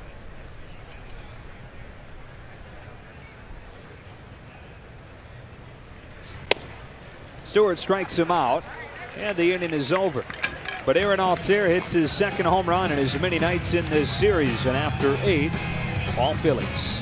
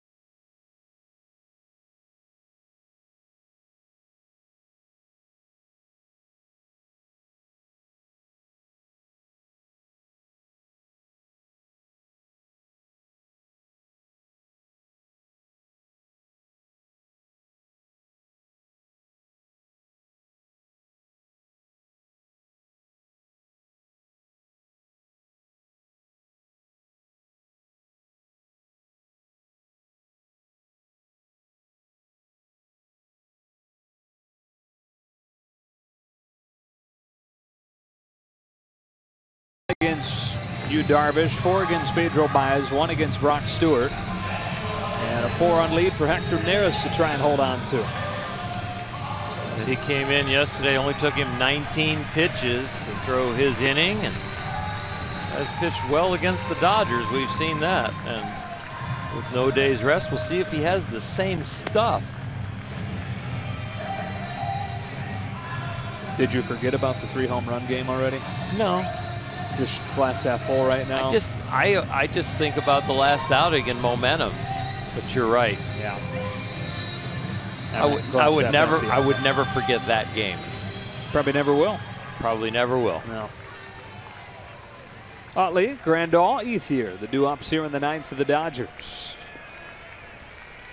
Diamondbacks trailing. If you're looking for a silver lining to what doesn't feel like a very good night right now. 2-1, bottom 2 in San Diego. Strike 1 on Chase Utley. Nationals won earlier tonight, so barring a huge rally for the Dodgers here, the lead in the National League for home field would be down to 4.5. World Series home field advantage. If you're considering a possible Dodgers-Indians World Series, and that's looking way down the road, but it's a 6-2 game, and we have time to talk about it. Indians are scoreless in the 3rd in Anaheim. Dodgers lead them by 3 games for the best record in baseball.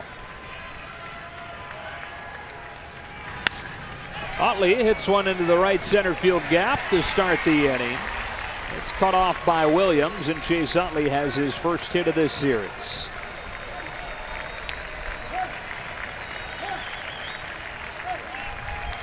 Has hit some balls hard tonight prior to this one.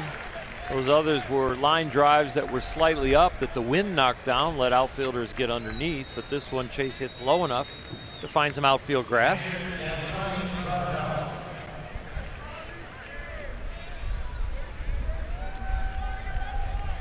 One of the 2 runs tonight came in a home run from this man, Yasmani Grandal. The 6th Dodger to hit 20 this year. Ball 1.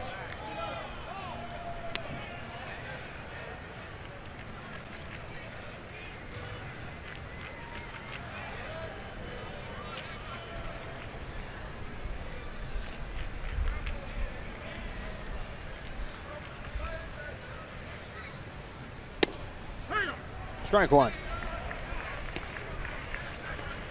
Walked in the 7th, so he's 1 for 2 tonight with that home run, and it would sure feel good for him to end up with a 2 for 3 night compared to a 1 for 3 night with a walk.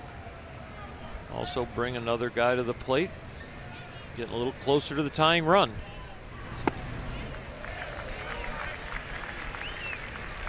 That split is nasty. Struck Grandal out with it last night. And Seager.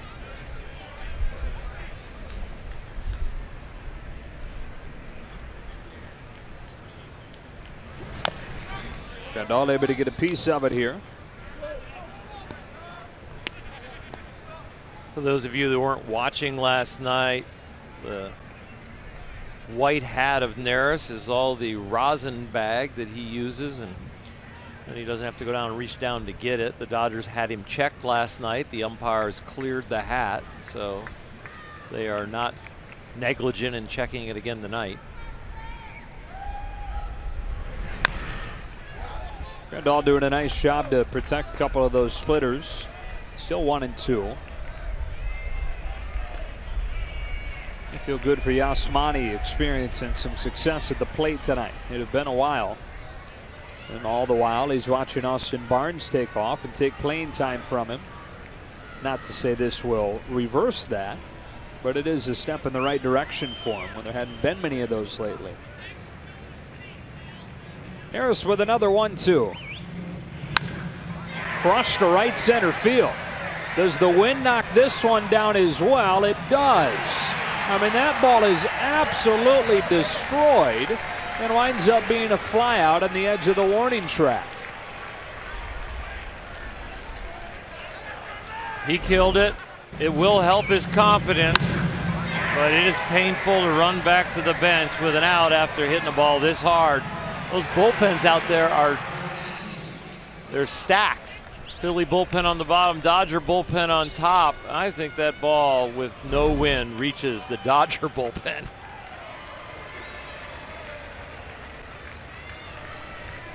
One out for Ethier.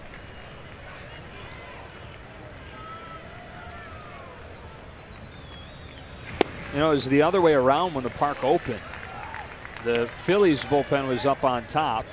visiting bullpen was on the lower level.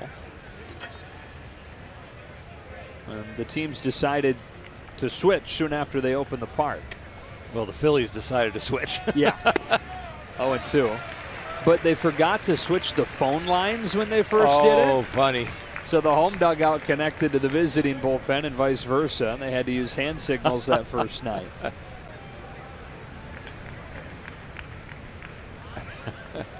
Can imagine those original conversations. Heath, you're down on strikes, 2 out.